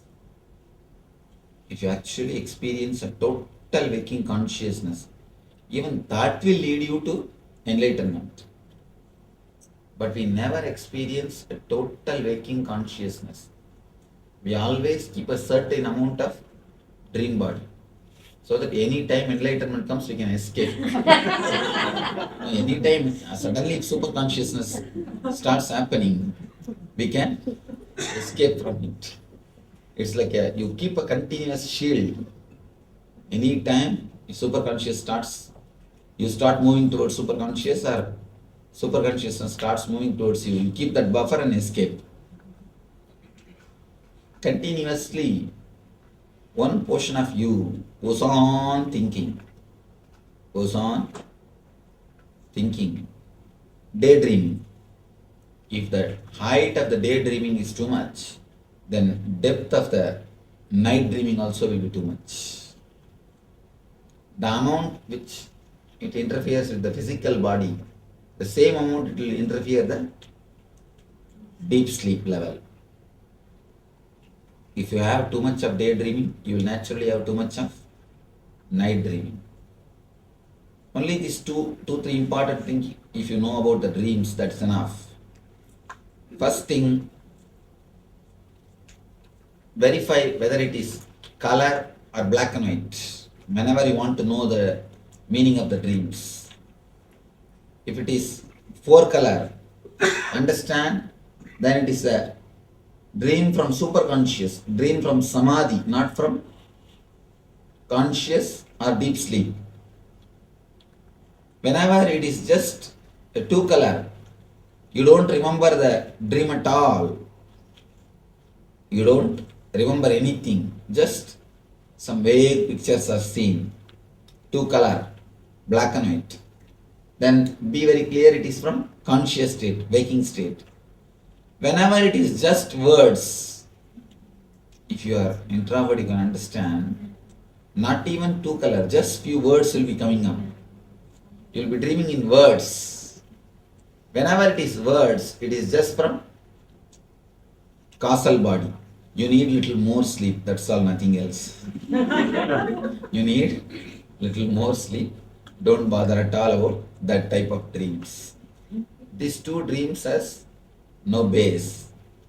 There is nothing to know, nothing to bother.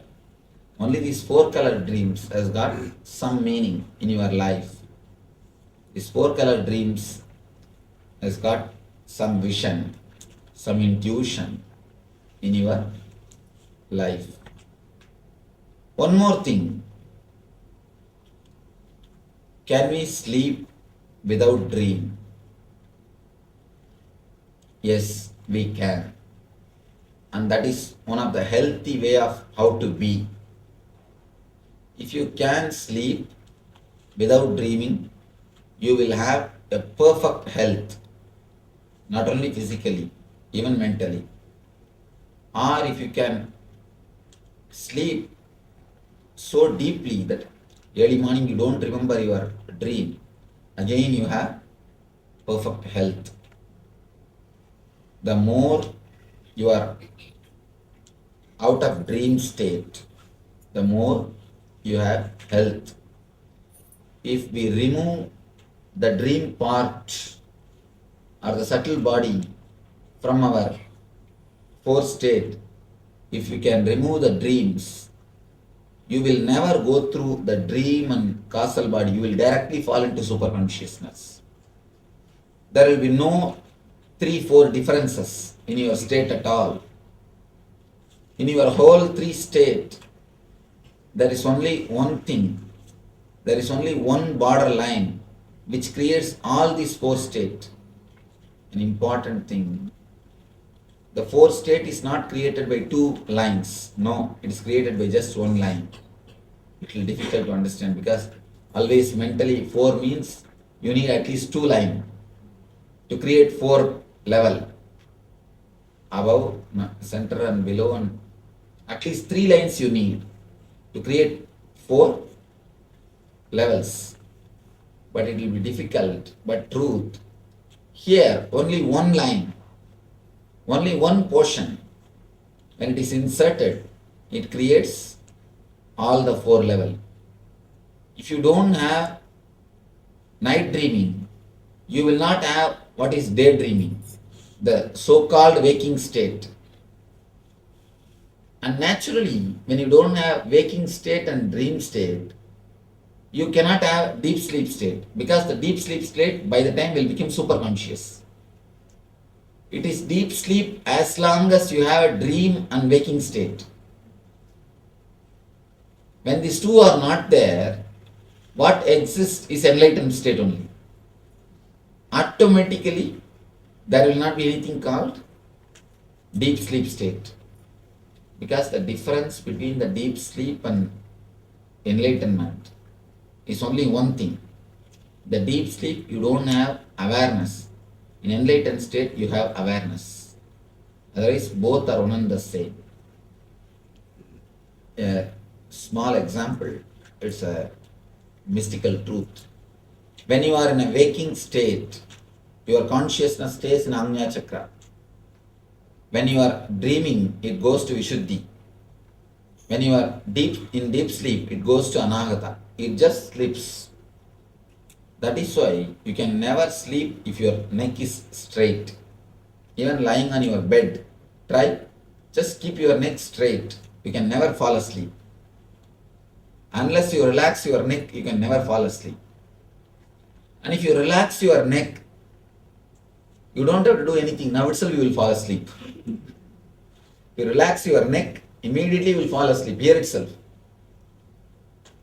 If you don't relax your neck, even in the deep sleep state, even if you lie down, you can't fall asleep. You will not be able to sleep.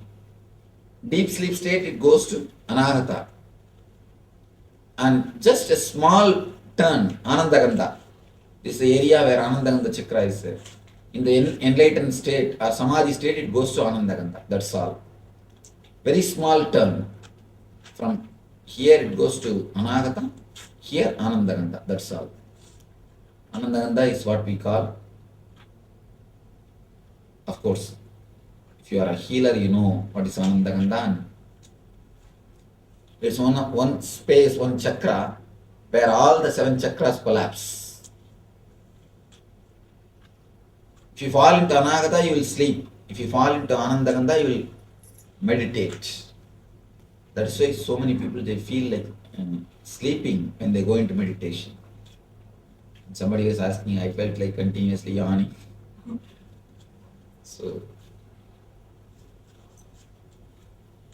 when you travel towards sleep and meditation, sleep and enlightenment, majority distance is same. For example, from here if I go up to the door, majority distance is same. Only 3 steps, if I take that side, I will go through that gate. If I take this side, I will go through this gate. Just like that. From here to there, from here to anahata, the distance is same. If I take 3 steps towards anahata, I will fall asleep. If I take 3 steps towards anandagandha, I will fall into samadhi. I will fall into enlightenment. I will fall into meditation. There is no much difference. That is why whenever you meditate, you feel like sleeping. Because the root is one and the same. How to go beyond dreams? How to release the pressure? How to release the steam pressure of dreams? How you can enter into the state beyond dreams? How you can dissolve the dreams? Before entering into the meditation, some questions which I have not answered.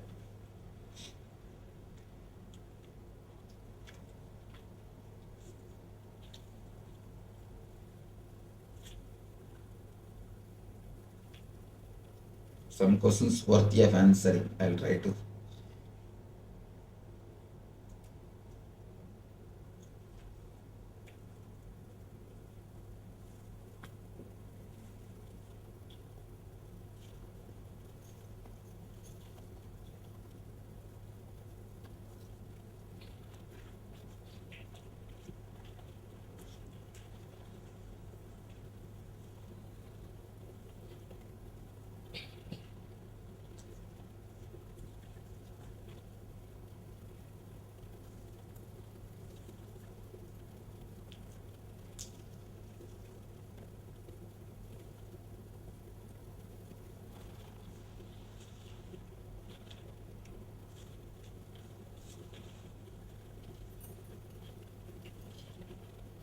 My sense of reality is changing. Sometimes I feel I am seeing that life is an illusion, like being in a play, and that everything belongs to me. So just act as God tells. Heart wants to, and it will be wonderful. All is possible. But then I see the mind restarts the delusion of fear. So how to remain longer in that shimmering reality? Even physical objects look different, less dense. Is this reality or a better illusion? See, the moment you feel good, feel wonderful, even if it is reality, why do you bother? Even if it is illusion, why should you bother? When it is joyful, why don't you let it be there? The doubt, is this reality or a better illusion, is the first disturbance. Why? You don't enjoy that state. Second thing, don't try to possess that state.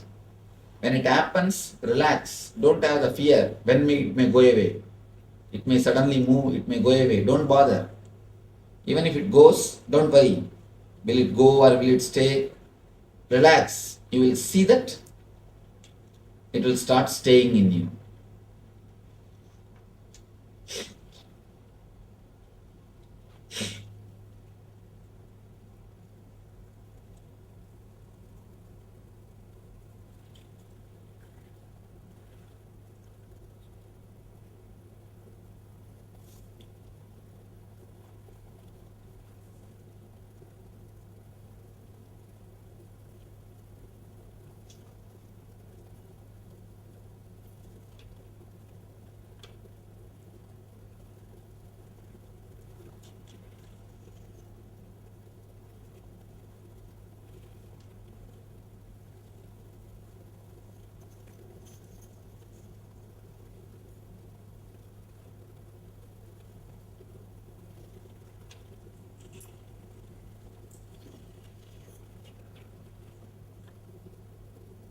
Here are these questions. Sometimes I wonder, how do these people live with their head and logic? See, the same question, the question starts with one logic, by the time it comes to an end, the logic turns and they contradict themselves. I am surprised. There are few questions. You can't answer that question. You have to answer the questioner himself.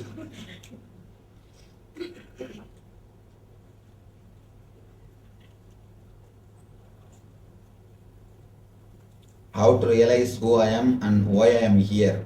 Ask the next person, he will tell you. This question has to be asked to you, to yourself, who am I? Not to somebody else.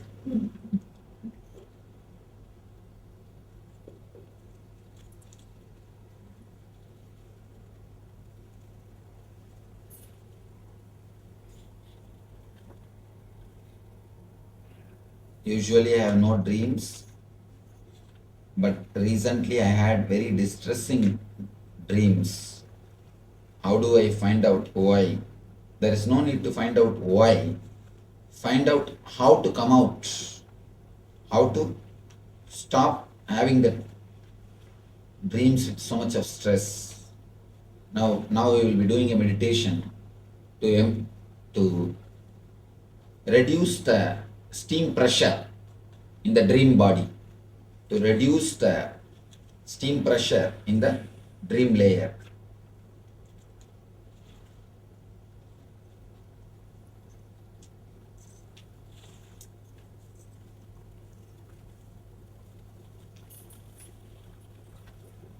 Is a deep fear cause for repetitive dreams of animals biting me? Yes, that is true. It's a deep fear only creates a repetitive fear. Animals biting you.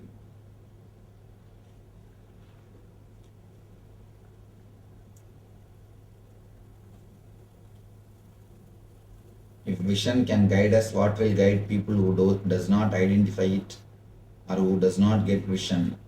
How can they identify what they need to do next? Either God has to guide them or their wives will be guiding them. Don't worry about it. In my dream, I always enjoy myself. No worrying at all. Is it good or bad? It is good. It means you wanted always not to worry about anything, but your conscious mind continuously creates some worry. There is no need unnecessarily to worry. At least in that state, let you be without worries.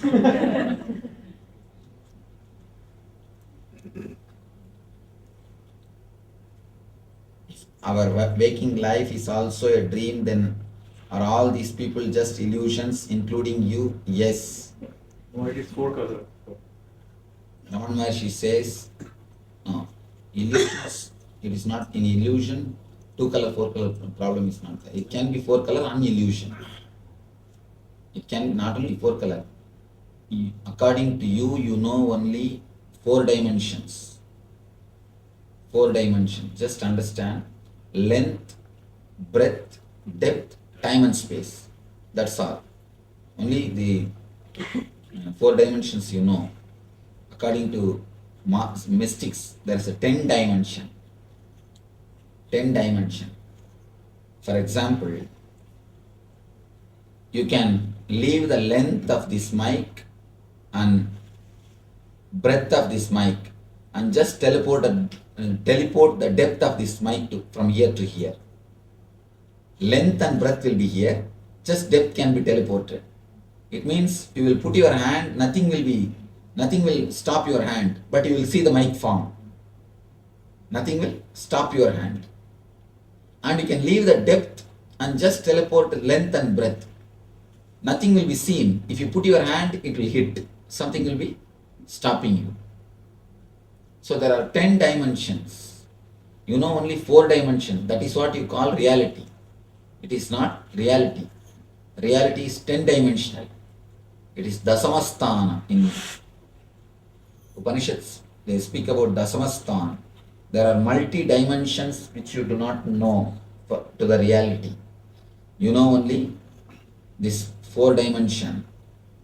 So understand, surely including me, as you understand, is just a dream. Ramana Maharshi says, somebody goes and asks Ramana Maharshi, including you is a dream, then how seeing you helps us? Then what is the use of seeing you?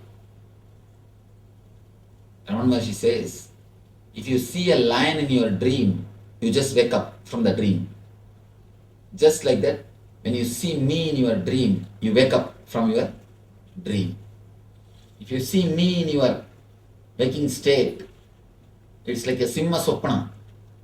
You are made to wake up from this state. Seeing the master in the waking state wakes you up from the waking state. You move to the superconscious state.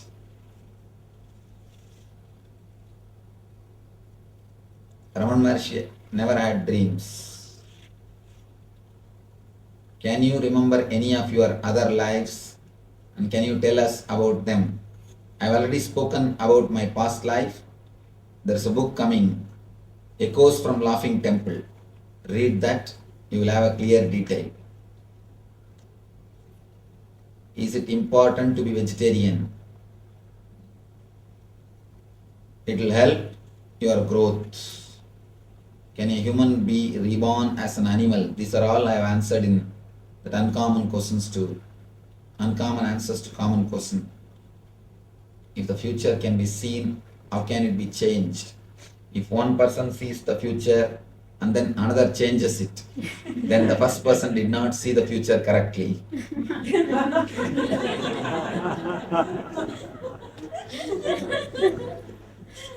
Future, as on now, see, future means you project from the past actually. If you just see somebody's past, almost you can identify his future, how it will be. Because future means you don't create from somewhere else. You create the future from the same stuff which you call as past. That's why you create the same rut, undergo the same trouble, same thing. Nothing much will be different. Only when a master interferes in your life, he changes the whole thing. So if you go to an ordinary person, when he predicts only the real future. But when a master comes, he just changes it. It is like a time shaft. If you go to an ordinary guy who does prediction, he sees the time shaft, what is printed, and he says. And if you suddenly meet a master, and if he erases, how can the person who predicts can be responsible? So he is not responsible for it. Can drugs be useful for a spiritual person? No way it can be useful. It can only be harmful? Can sex be useful? It can be used when it is used with the proper tantric techniques. But as on now, it's very difficult to get a proper tantric techniques. All the tantric techniques available now and all the tantric masters at least available now are like astrologers. Astrology is great shastra, but astrologers are, just like the tantra is a great shastra, but the tantrics have spoiled it.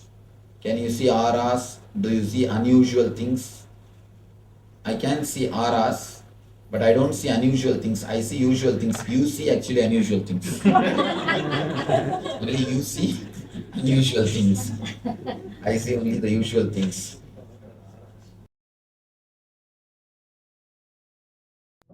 For this Shivaratri,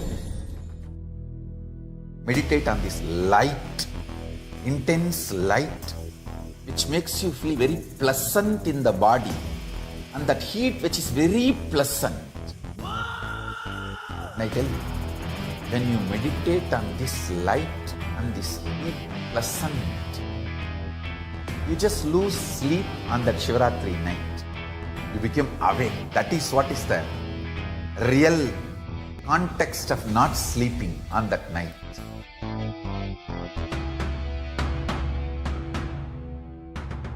வான்வரையிலும் வளர்ந்த ஜோதி ரூபனே, தேன் சுவை தரும் தமிழின் தலைவனே, மான்மகிழ்வினை ஏந்தி நிற்கும் ஐயனே, கைலாசம் தந்த நித்யானந்தனே. நித்யானந்தம் நித்யானந்தம் அண்ணாமலையே சிவரூபமாய் வீற்றிருக்கும் குரு நித்யானந்தமே. நித்யானந்தம் நித்யானந்தம் அண்ணாமலையே சிவரூபமாய் வீற்றிருக்கும் குரு நித்யானந்தமே. நித்யானந்தம் நித்யானந்தம் அண்ணாமலையே சிவரூபமாய் வீற்றிருக்கும் குரு நித்யானந்தமே. நித்யானந்தம் நித்யானந்தம் அண்ணாமலையே சிவரூபமாய் வீற்றிருக்கும் குரு நித்யானந்தமே.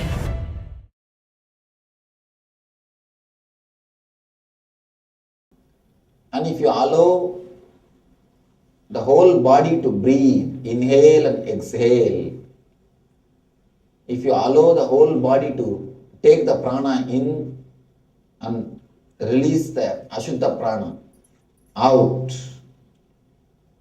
you will have a different well-being. Different well-being. Now we are going to have the technique.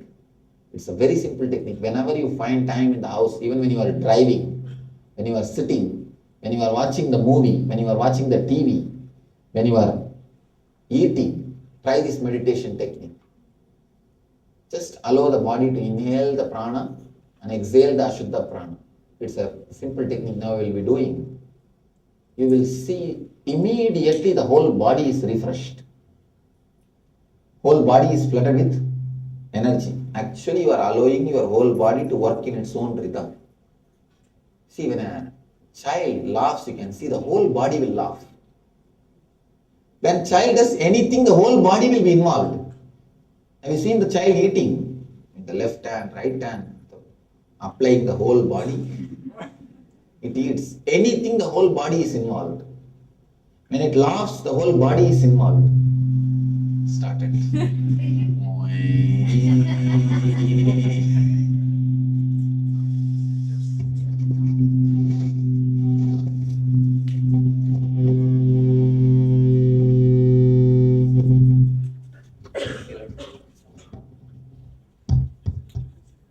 Now it works properly. See. As long as it is held in the hand.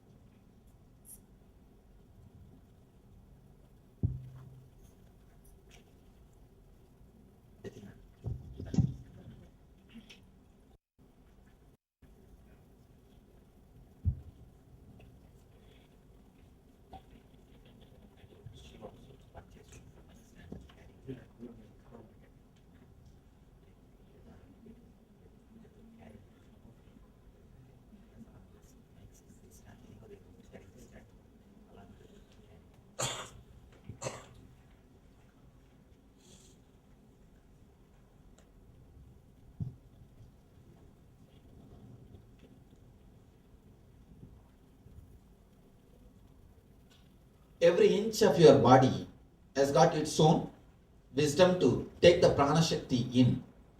One more thing, prana does not mean air. Prana is not air. Prana is air energy. It can take in, breathe, inhale and exhale, not the air, but the energy. Energy which you gain through the air. What are the reasons we don't breathe? First thing, we don't live throughout our body. Why we don't live throughout our body? 2-3 reasons, 2-3 main things. Why we don't live throughout our body? First reason, an important reason. The moment you start thinking somebody else's body is beautiful, you stop living inside your body totally. The moment you create a supermodel for you, if you are a male, you will have some actor, foolish fellows photograph in your room and go on doing this. And wanted to look just like him. Go on dressing him like him. Dressing like him. If you are a female, you have some actors, Miss Universe or Miss World or something, continuously applying the lipstick just like her. Continuously painting the face like her, or continuously trying to dress like her. The moment you start thinking somebody is beautiful and you want to be that like that person, you stop living inside your body totally. Please understand. One more problem. Unless I move my hands, I don't speak. I speak more with the body language than with the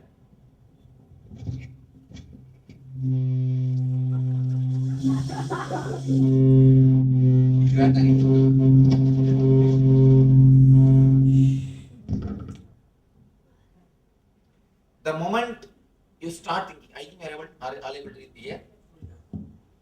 The moment you start thinking that somebody else's body is beautiful than your body, you stop living through your body.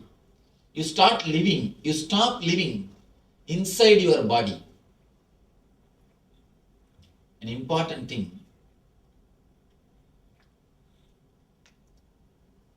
I'll come here.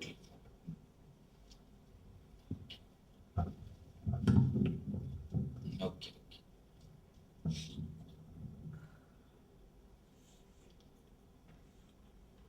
The moment you start feeling somebody else's body is beautiful, you should look like somebody else, you stop living with the whole area of your body. Actually, look deeply. God is not an engineer to do mass production. God is not an engineer to do mass production. He is an artist. He paints every one of you. He carves every one of you. He creates every one of you. If God is an engineer, then we can have mass production. But engineer fools, you can see. Only they can do the mass production.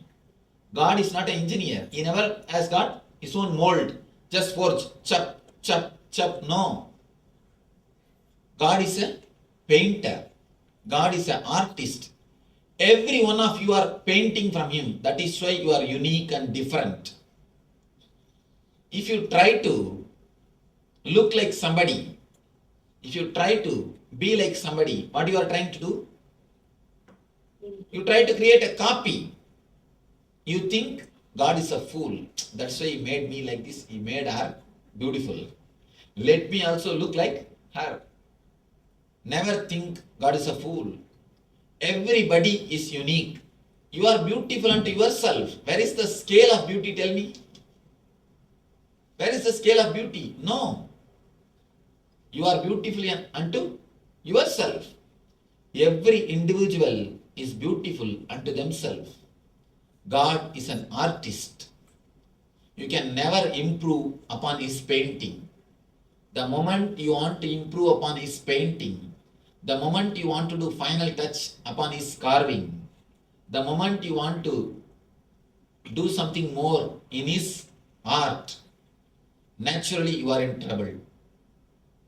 It is painted by him, it is carved by him, it is creation by him. You are enough unto yourself.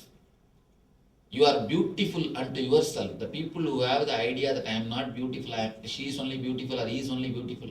I tell you one thing, even falling in love with the opposite person is alright. If you are a male and if you fall in love with some actress, it's okay. But never fall in love with an actor. Because you will start chiseling your body, seeing him.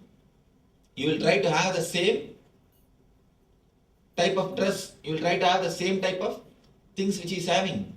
Never have a role model. Never have a role model body. Please be very clear. If you have the role model body, I can be sure you will never live happily with your body. Even if you have finished after 12 years of all foolish gym, you will find some corner, it's little lacking. You will find in one corner, something is lacking. You will try to chisel that corner. You are enough beautiful unto yourself. See, if you want to do gym and if you want to do yoga, exercise for your own health, that's perfectly alright. That's nothing wrong. But not for the sake of to look like somebody else. As long as you have an idea that somebody else is beautiful, you will never be peaceful inside your body. You will never be happy inside your body. That is why even though you live inside your body, you never have a deep love for your body. You never have deep love for your body. Your body is just a utility for you. Even if that person is happy, even if that person is beautiful, what can you do about it? It is his body. You can't enjoy through his body. Can you enjoy through his body? No. Only he can enjoy the world through his body. You can enjoy only through your body. Understand, God is a painter. God is an artist. God is a creative guy. He is not an engineer. If God is an engineer, then we also can have mass production. No, God is not an engineer.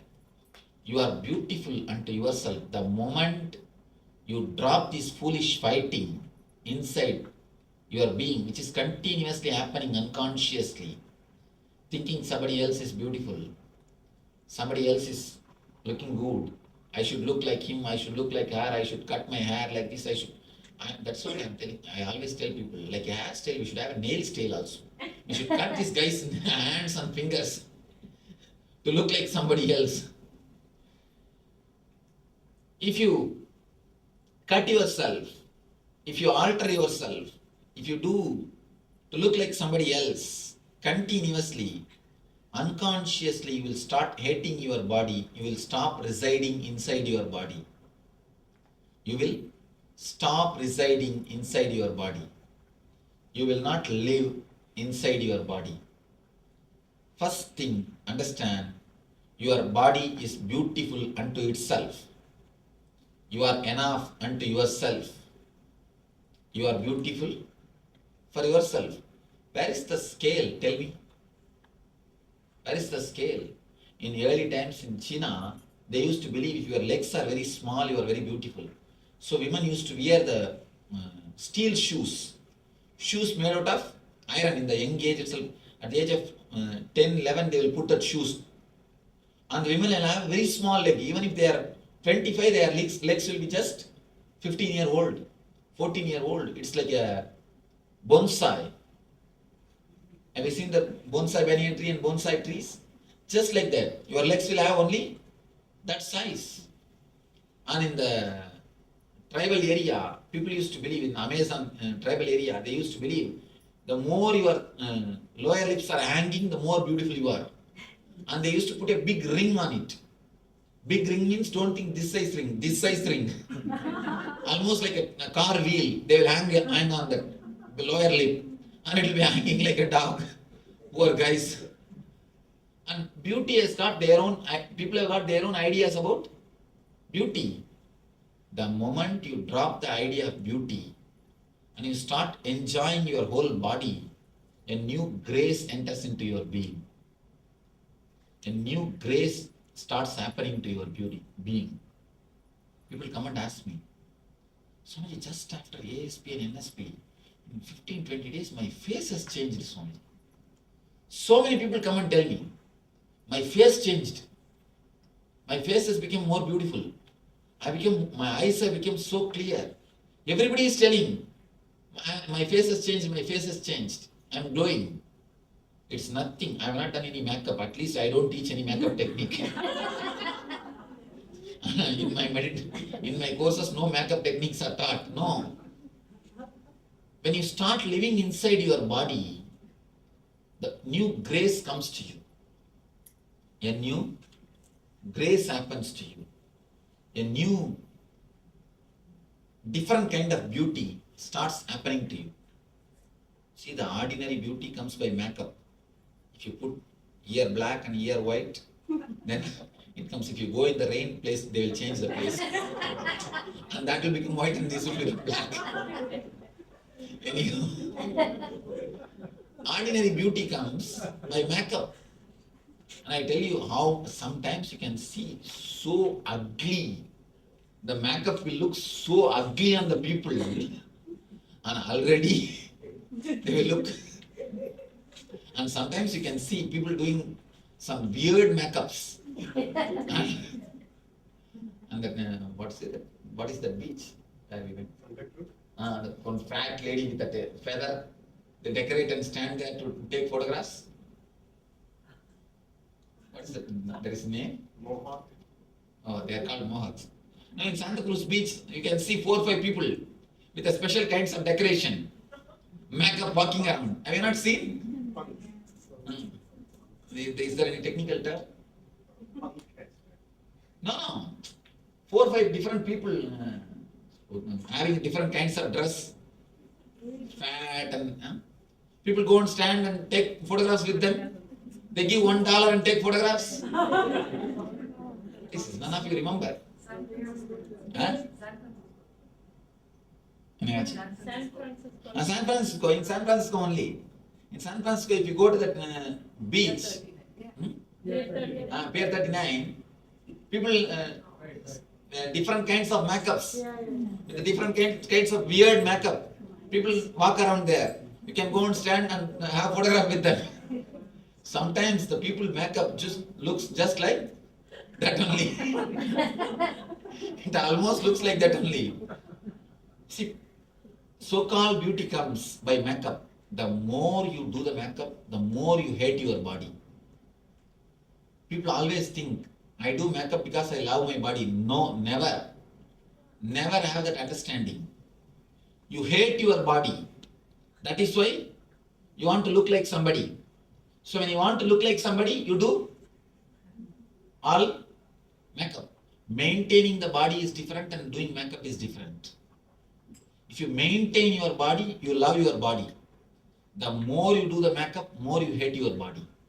You want to look like somebody else. You want to behave like somebody else.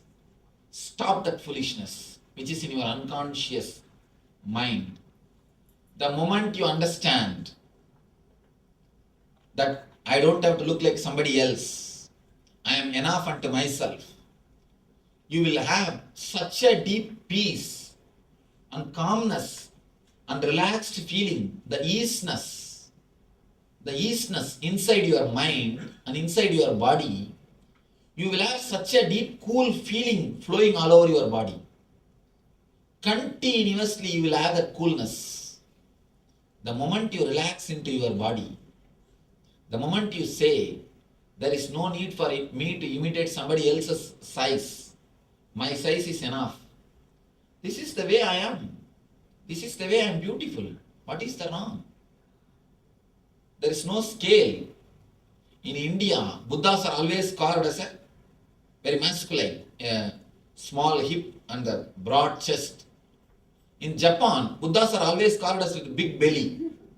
Because belly is considered to be the beauty in Japan. In Japan, you can see all Buddhas are with big belly, laughing Buddha, all Buddhas. But in India, Buddha means very masculine, like an athlete. Understand? It is just social concept. Don't internalize the social concept to destroy your body, your immune system. The more you hate your body, the less is the immune system works. The more you are happy with your body, the more you are relaxed with your body, the more active your immune system. Just for the sake of society's rubber stamp, you are beautiful, you are ugly. Do you want to destroy your health? It is an unconscious process. The more you are away from the body, naturally, more you suffer. What do you think as pain? Understand the pain. If you are not giving enough of your awareness and attention to your knee just begs your attention, begs your awareness, begs your consciousness, begs your energy. That is what is knee pain. Most of you never live with the whole body because of this idea. This idea is a cancer, understand? The idea that somebody else is beautiful and you are ugly is a cancer in your mind. That is the potential cancer. That is the seed of the cancer. Drop that idea first. Never have model. That is why I always tell people, if you have even if you fall in love with some actress, nothing wrong. You will have at the most only some crazy dreams. You don't disturb your health at least. You may do something, but you will never disturb your health. But falling in love with some male, if you are a male and male, and if you are a female and female, and feeling continuously that person is beautiful, I should look like that person, my body should become like that person, is a cancer for your being. The root of the cancer starts in your being. Never do that, because that disturbs your whole immune system. Please understand, it's a very important thing, which is the main reason for the disturbed prana flowing. If you drop this only one thing, that somebody else is beautiful, some other body is beautiful, naturally you will start loving your body, you will start living in your body, you will start becoming more aware of your body. When you start becoming more loving, more aware, more sensitive to your body, the energy flow happens continuously 24 hours naturally. Kids don't have comparison. That is why their cheek and the feet are equally alive. You have continuous comparison. That is why your leg and cheeks are equally dead. Never compare with any other body. And I have seen, even whom you think as supermodel, if you just stay and live around them, you will understand the whole idea of beauty will be lost. I tell you, all your supermodel idea, Miss Universe, Miss World idea is just your idea as long as the distance is maintained. If you go near and live just for 10-15 days, all this concept of beauty will disappear. That is why they call honeymoon. Honeymoon how long? 15 days. And the concept of beauty also will disappear in 15 days. Have you heard the word honey sun? Never. It is honeymoon only. Because in 15 days the concept of beauty will disappear. With any supermodel, with any Miss Universe, 15 days is maximum if you are intelligent. If you are less intelligent, maybe 1 year. If you are little more dull and dumb, dead, an idiot, maybe 1.5 years. Not more than that. Even for buffalo, in 2 years you will understand. The whole concept is just a concept, just an idea of beauty. The beauty is just nothing but the idea of beauty. But this idea goes so deep inside you and makes you to do such crazy things, and totally your immune system stops. Your prana flowing totally stops. And once in a while, at least half an hour, lie down in the water. Water also gives you energy. At least half an hour. Because from water you can take prana. You are from fish. Understand? You are from fish. Your body has got still the intelligence of the fish, taking prana from the water. So that also will help. Once in a while, lie down on the ground. Of course, in the naturopathy they do. They, in a separate room, in a private room, they lock and you are supposed to lie down in the naked body, on a floor, on a mud. That they call it mud bath. Of course, here you can't lie down in the naked way, but at least. But here, no mud at all. It's a big problem. See, even in your room, if you lie down, you will be lying down only on the carpet. Lying down on the carpet is not going to help. At least in a water. At least in a water. That's a practical thing. At least in a water, lie down. No, grass is not going to help. Bathtub is okay. Bathtub will help. Bathtub will help to absorb the water energy, but grass is not a earth energy. It has to be earth. No, grass itself is a different kind of thing. See, when I say mud, just totally the naked body, the whole body should touch the mud and you should have the mud all over your body. How about the beach? No, even beach is not mud, it's a sand. It's a, What about the marble or granite floor? No? Swamiji, we have Madhvats here in a place called Toga. Yeah, but we don't know. Swamiji, here they have some mud kind of thing. They, you get it in the bottle. You get to put it in the bathtub and you can. one thing, no artificial things. It should be totally natural, especially the snake hole. That mud is the best, but not with snake. Just What about that flower no. that they put in the pot? That mud. No, not anything artificial will not work. Anyhow, at least have these two. Have at least lie down in the water so that your body can take the water energy. These 2-3 tips. First thing, mentally relaxing, mentally falling into your body. Again and again emphasize, falling in love with your own body. Falling in tune with your own body.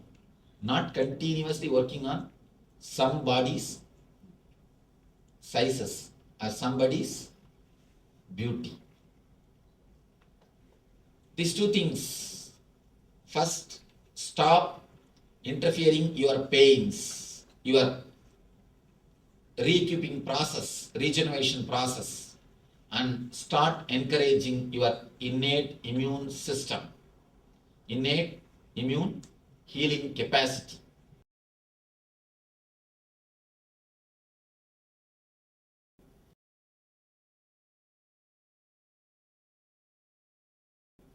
Now, this is the meditation technique to awaken, to make your whole physical body strong and alive.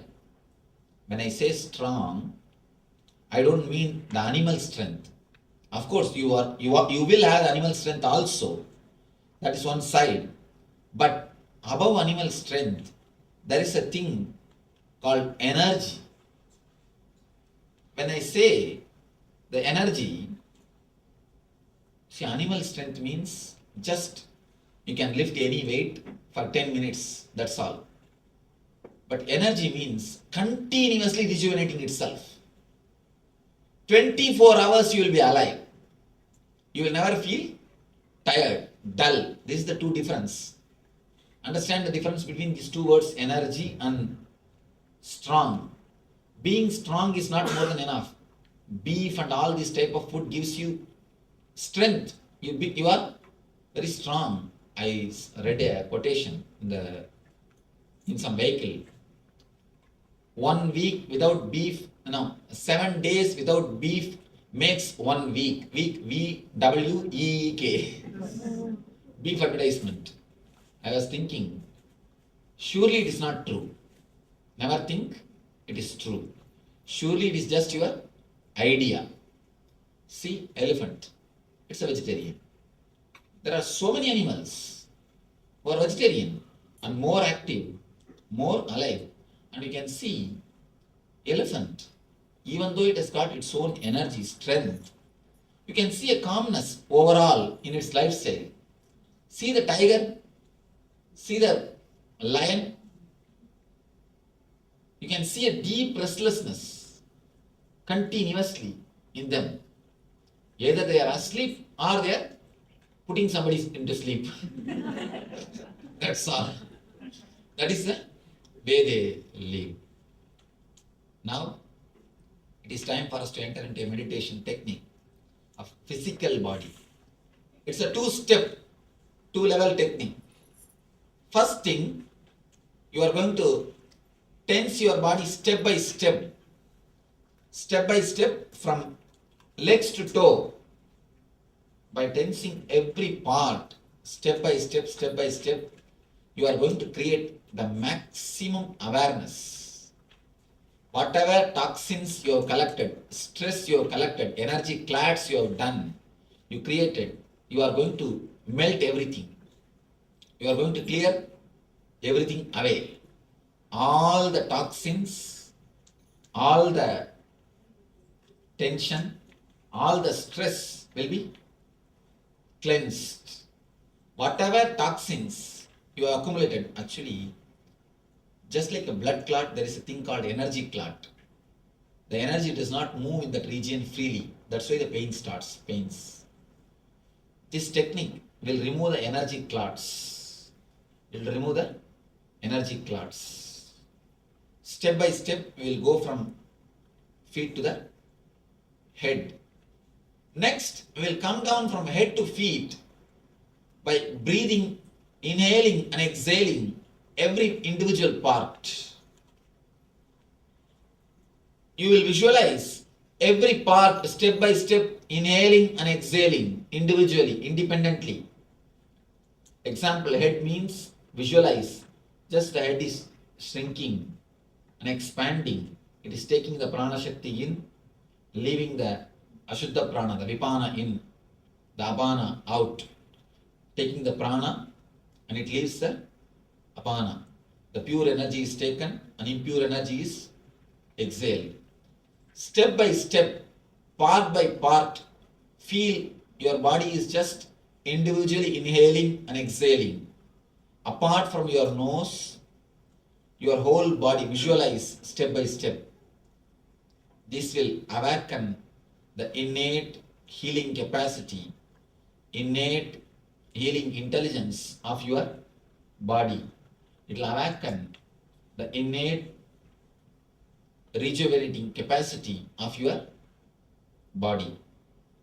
Understand? First we will go from down to up by tensing it. Second we will come from up to down by breathing, totally relaxed and utterly breathing every part of the body. So this will remove all the pains and it will totally awaken the healing capacity, healing intelligence of your body. Any doubts in the meditation technique? How do you tense? I'll guide you. A step mentally, create maximum pressure in that area. Create the maximum, if your leg means, just feel mentally you are creating a maximum pressure in that area. Feel as if you will burst. Create that much of pressure and tension in that area, as much as possible. Step by step, I myself will guide you. Please get ready, remove the chairs. You are supposed to lie down, so make enough space now itself to lie down and tie the ribbon.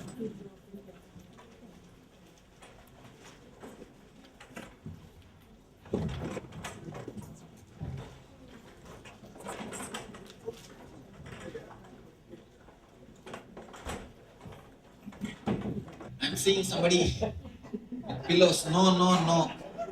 Flat. No pillow, no bed. Flat.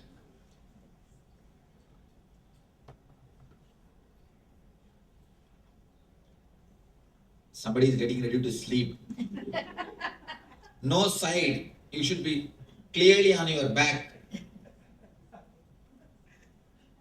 And there are enough volunteers, they will come round and surely they will, if you snore.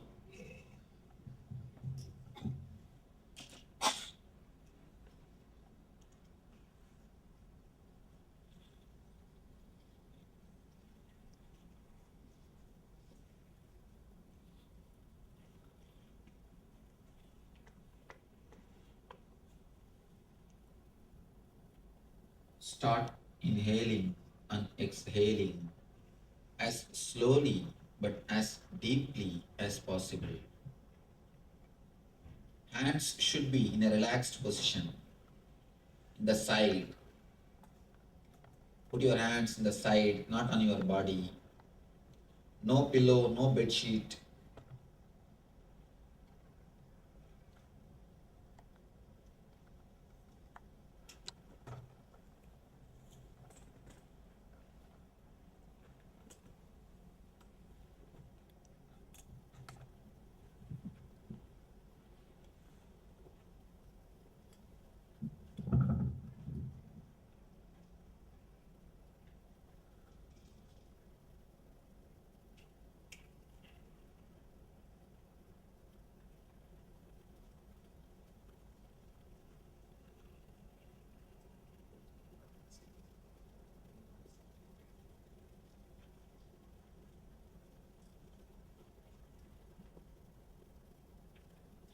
Inhale and exhale as slowly and as deeply as possible.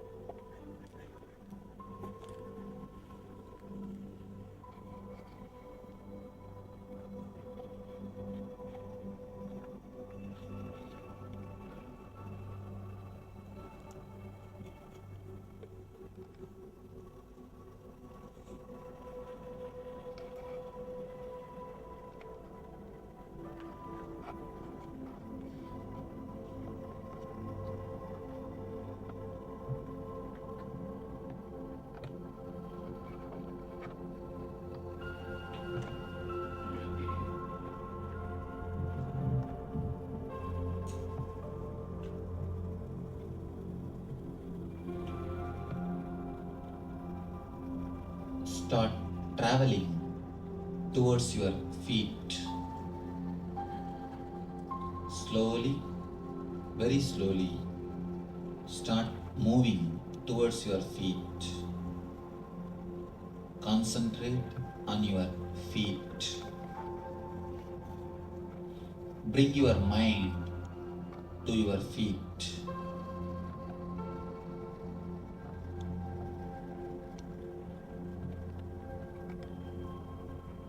Centralize yourself totally in your feet.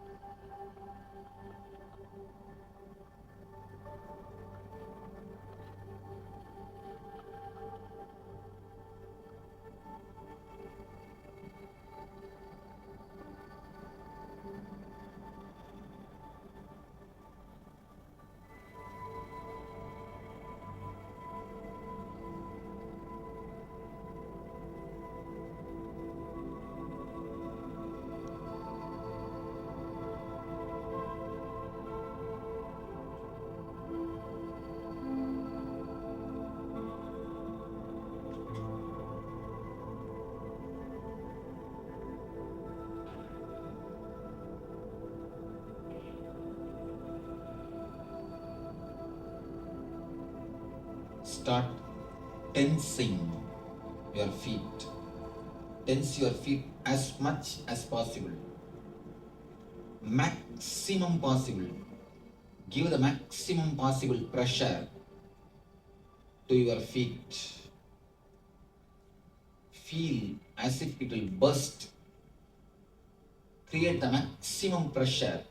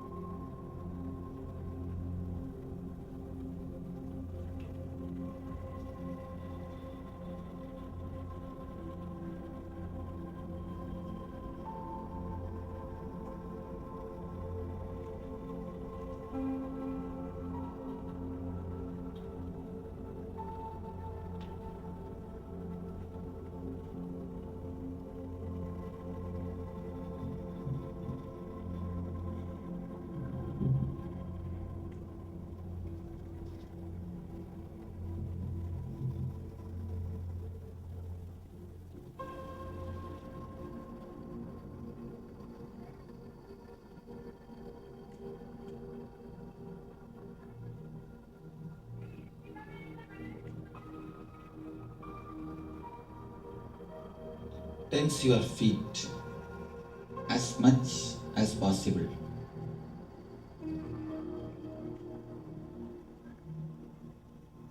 Create the maximum tension, don't relax. Feel as if you will burst.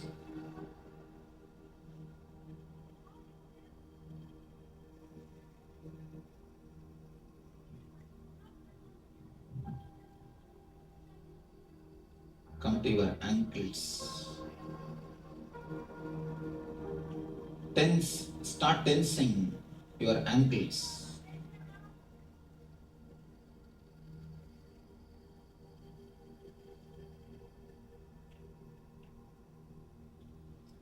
Below the knee, tense the whole body. Below the knee, tense your whole legs.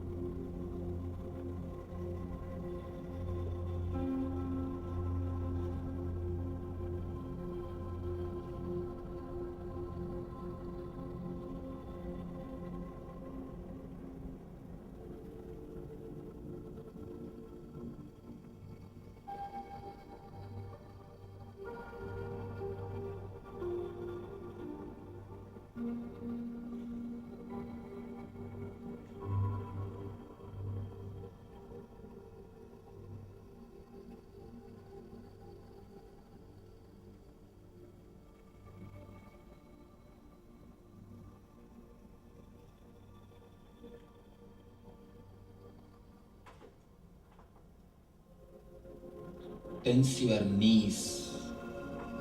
Tense as much as possible. feel as if you will burst. Create the maximum possible pressure in the knees.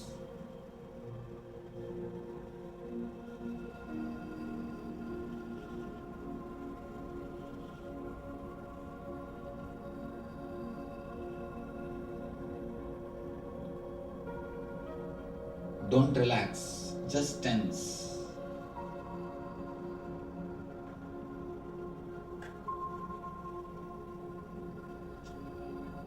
Now come to the thighs.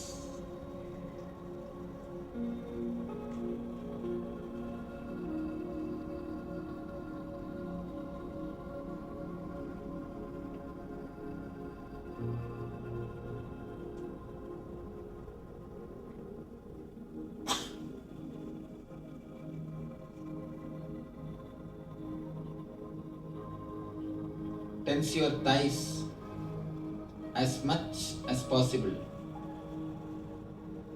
Create the maximum pressure in your thighs.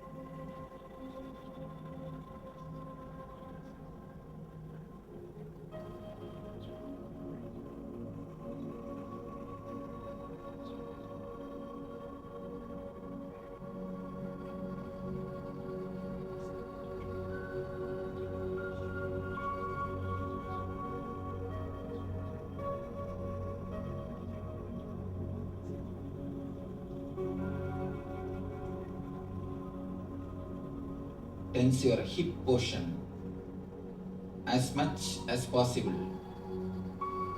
As much as possible. Create the maximum possible pressure in the hip region.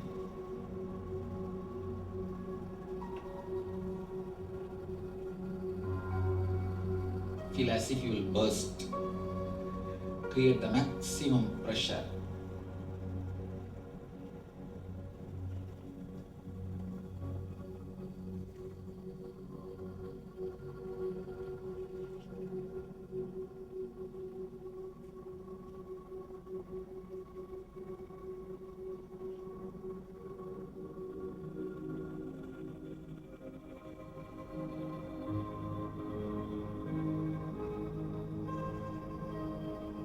Come to your stomach, navel center. Create the maximum pressure in your navel center.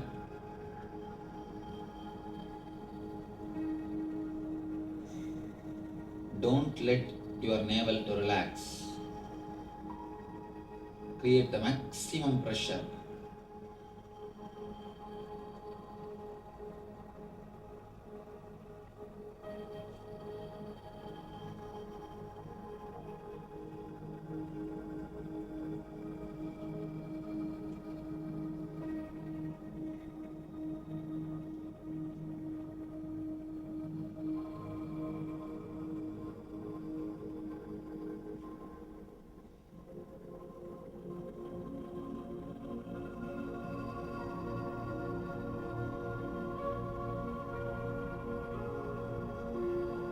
Create more and more pressure. Don't allow your body to rest. No movements.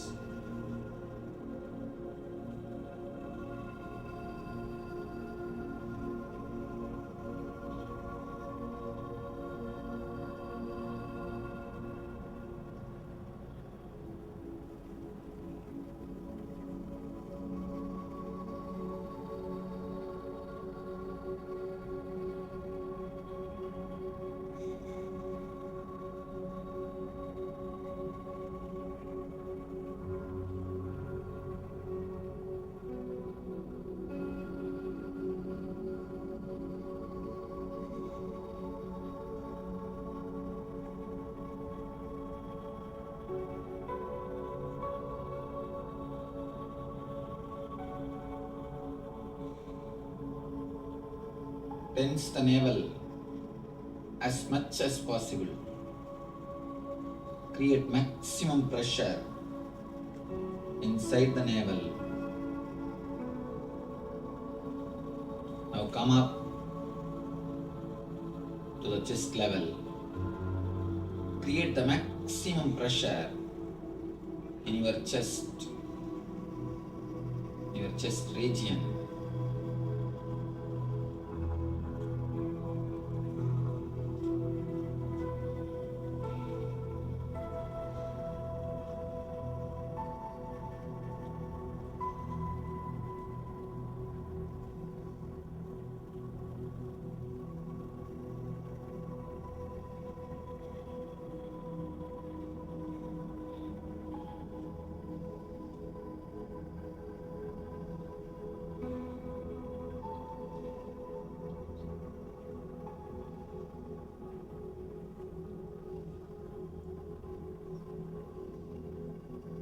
Create the maximum pressure, maximum tension in your chest region.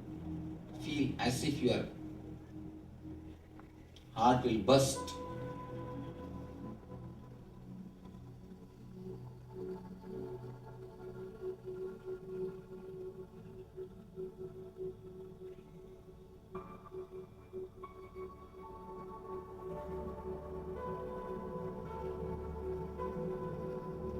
Tense your shoulders and hands. Tense your shoulder region and hands. Create the maximum pressure in the hands.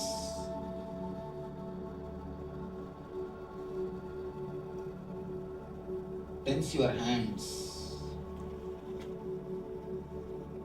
to the extreme level. Don't relax. Continue to tense. Again and again and again, continue to tense.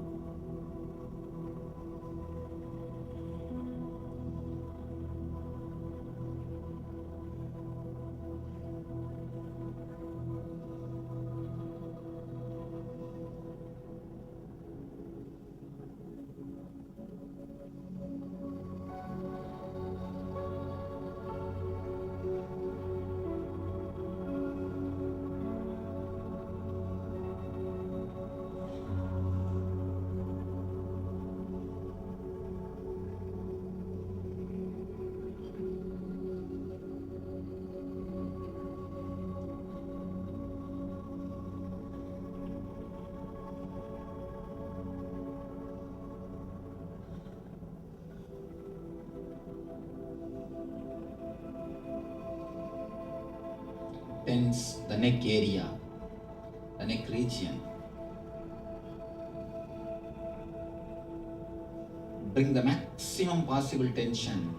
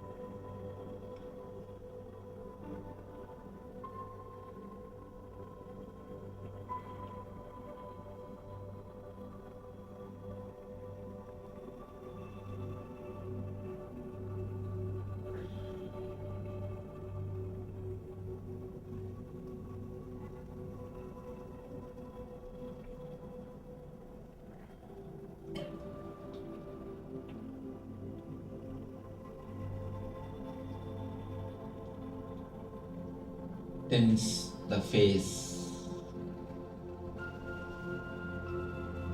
Tense the whole face. Eyes, ears, mouth, cheek. Tense the whole face.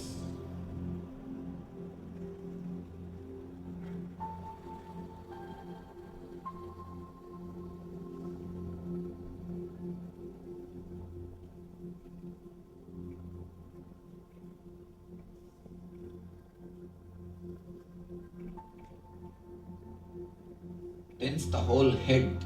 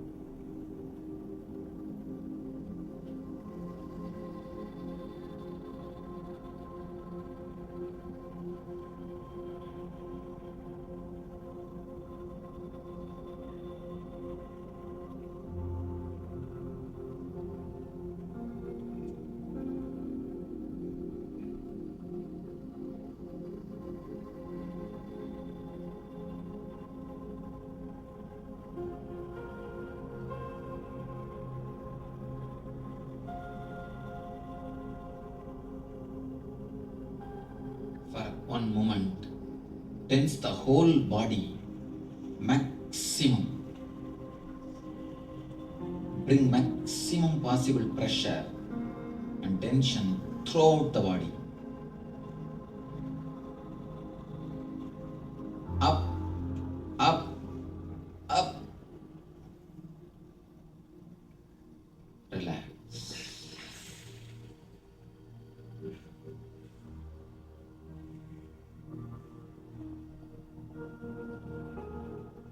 Just relax.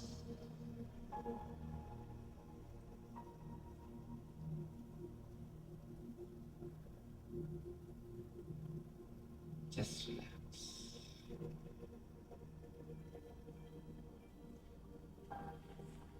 Slowly, very slowly, start visualizing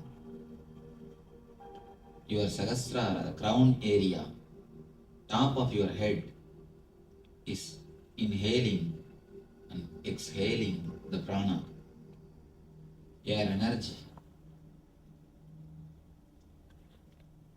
It is shrinking and expanding, inhaling and exhaling the prana Shakti.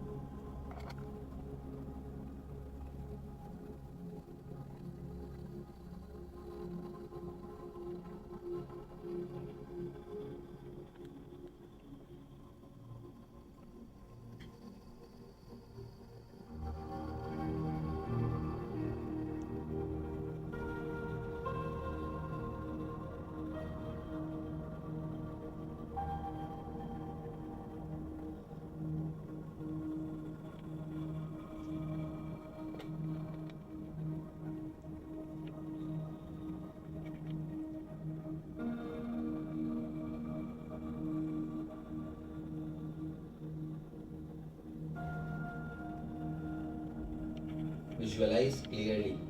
You are inhaling, exhaling.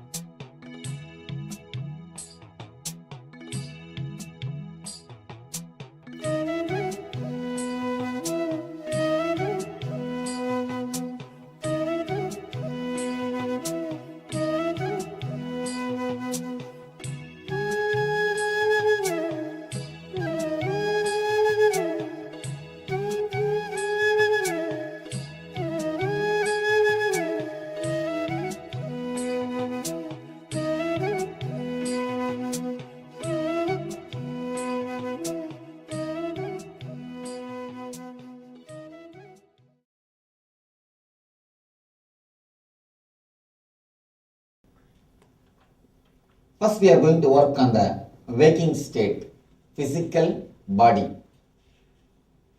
Physical body means the body which you are having now, with the body with which you are sitting here. Jakrat Sarira. What we can achieve understanding about this body? What is actually we need to do on this body? According to me, there is only one thing. When the shoe fits, leg is forgotten. When the belt fits, belly is forgotten. When the chain fits, neck is forgotten. You forget the neck if the chain fits. When the belt fits, you forget the belly. When the shoe fits, you forget the leg. If you are continuously remembering the knee means what it means?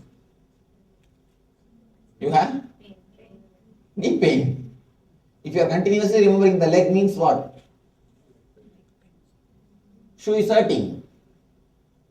So if you forget the body, if you forget the boundary, you are totally healthy. If you are continuously remembering your boundary, if you are continuously remembering some part of your body, you are in trouble. A real healthy man, a real healthy person is such, he will totally forget the very existence of his body. He will be in continuously such a deep bliss. He will not have the boundary consciousness continuously. It is not that he will be insensitive. No. Understand, insensitivity is not what I am speaking. You see, for example, you have a knee pain, you take a painkiller. It is not that pain gets healed. What happens? You become insensitive to the pain. And the knee pain will come as a stomach pain. Stomach pain will come as a headache. Just the disease gets transferred. By allopathy medicine, that is what happens actually. You take a strong painkillers, not all allopathy medicine, strong painkillers. What happens? It gets just transferred. And the transferring period, you think you got cured. You got cured. Anyhow, it just transfers the disease from here to there, here to there. If you take some painkiller, you become insensitive. But being insensitive is not what you are supposed to achieve. No. Utter sensitivity, but nothing hurts. You will be totally sensitive, but nothing will hurt you. That is what I call boundarylessness. Not feeling your boundary. The moment you feel your boundary, especially if you feel your boundary in the stomach navel region, you will have continuous depression. The people who are depressed and worrying, you can see they will always feel their boundary in the navel region. They will always remember the navel region. The main thing. They will have some stress, some tightness in that region, you can see. Always there will be a tightness. There will be a stress in the navel area. Important thing about this physical pain, which I have seen in my life. This incident I myself have seen. Maybe I would have explained to you, but once more I want to explain. There are so many new people. Just raise your hands if you have not done any course with me, ASP or SSP, NSP, first time. Raise your hands fully. Oh. Still no program is, you have not done any program. Just raise your hands fully. Just let them count. What's the number? Yeah, 36. Oh, all right. Then I will have to tell this incident.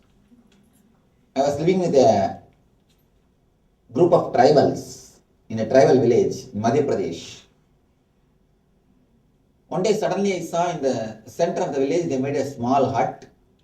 One pregnant lady, she came inside the hut. In half an hour she came out with baby. no attendant, no assistant, no medicine, no pain, no shouting, nothing. Just she came in half an hour, she walked out with the baby, laughing, smiling. I was just shocked. Actually, I was staying in a temple. Just near their temple only they made this act and this happened. How to ask? It just kept quiet. After a few days, after a week, again they made act. Same way. Again one more lady came. She went inside the hut. Nobody was there. Because I was sitting in the temple, I am seeing. She came inside.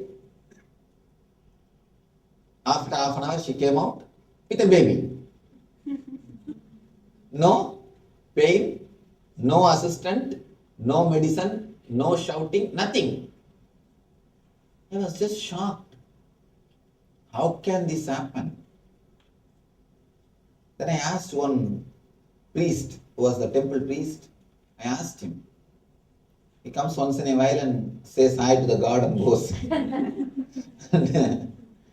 And there's not a big temple, small, 3-4 stones kept there.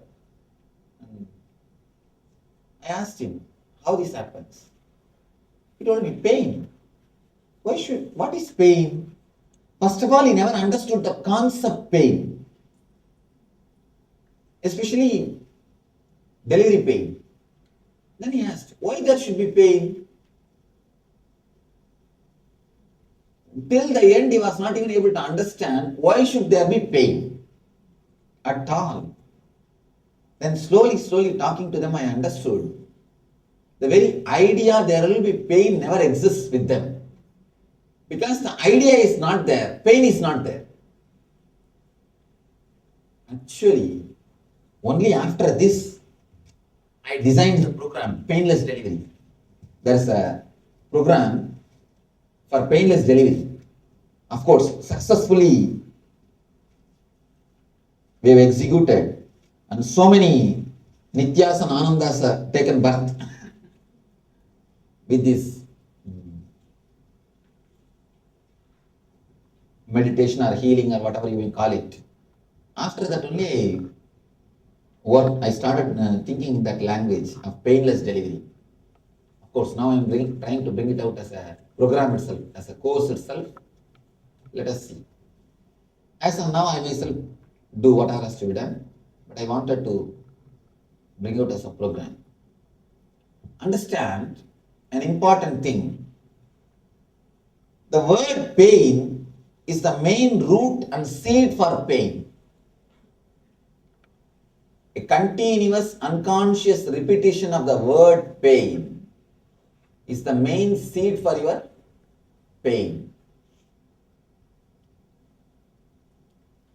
Few deep insights. When you grow, around the age of 3, you start picking up words from your elders. You start collecting words from your elderly people.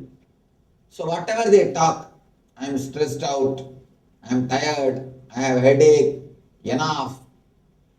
All these words, you pick up from them.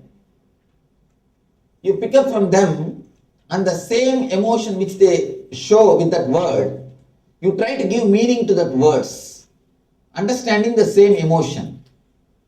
By the time you reach 10 years, you start creating meaning for those words. If I work too much, I am supposed to get stressed out. If somebody shouts at me, I should get depressed. If somebody scolds me, I should feel irritated. If this is told towards me, I should be stressed out. You design all these things. You make a clear program. Understand, your mind is a simple computer program. Nothing else. Simple computer program. You just program it. But the problem is, you do it with so much of unconsciousness. And you get the input from all the unconscious sources. Neither they know how much they are hurting you, nor you know how much you are hurting yourself by taking all these words. By the time you come to the age 14, you are totally equipped with all the words. Pain, I'm stressed out, I have a problem. In America, more words. At least with Indian kids, all these words are not, they don't learn very easily. They don't hear so easily. And the words are very less. Yes, so many different kinds of words. And you start using it. You give meaning to it. When you start using it, naturally you have that experience. When you experience, you confirm it again, start using more. When you use more, experience becomes more solid. Then again it becomes more deeper. The rut continues, which never ends. That's why now I'm trying to bring up few children, few kids, our ashramates kids. I'm trying to bring them up. They should never hear the word, I'm stressed out. They should never hear the word, I'm depressed. They should never hear the word, I'm disturbed. They should never hear the word pain. Now I'm trying to work, trying to do a research. Below 14, they will just live around me. Naturally, when they live around me, all these words have no meaning. And even the idea that we can work only 10 hours, 7 hours, all these things are just ideas. Just simple words and ideas, which you record in your system. Now I am trying to work, you will be surprised, just in last 1 month we did a small, I was just allowing those kids to be around me when I was in India. One of our ashramates' daughter. Here, only just two tables she will never be able to memorize. How many years she took, Sachidananda? They said that just to memorize 2 tables, she was taking so much of time. But in 20-25 days, she finished 9 tables. She just finished 9 tables. The mind, because the pressure is removed, and these words, unnecessary input, is not given. She says, Swamiji, I won't go to the school. I said, don't go, don't worry, don't bother. If your mom means, what she would have done? No, you have to go. And so much of things, so many other things.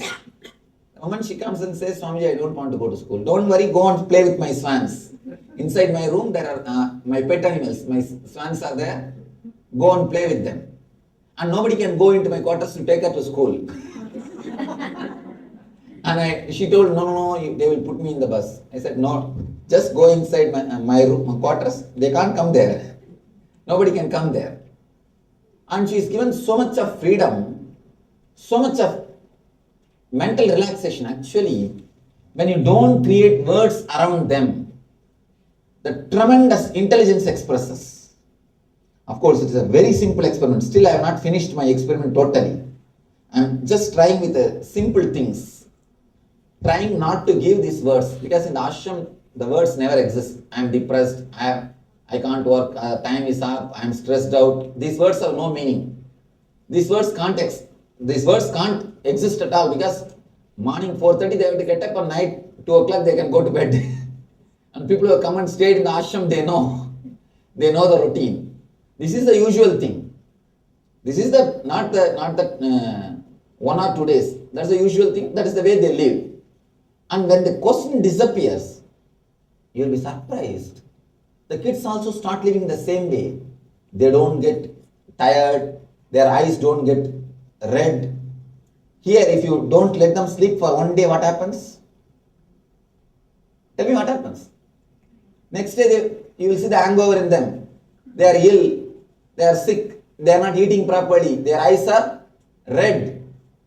Because the mind, the words which you put inside,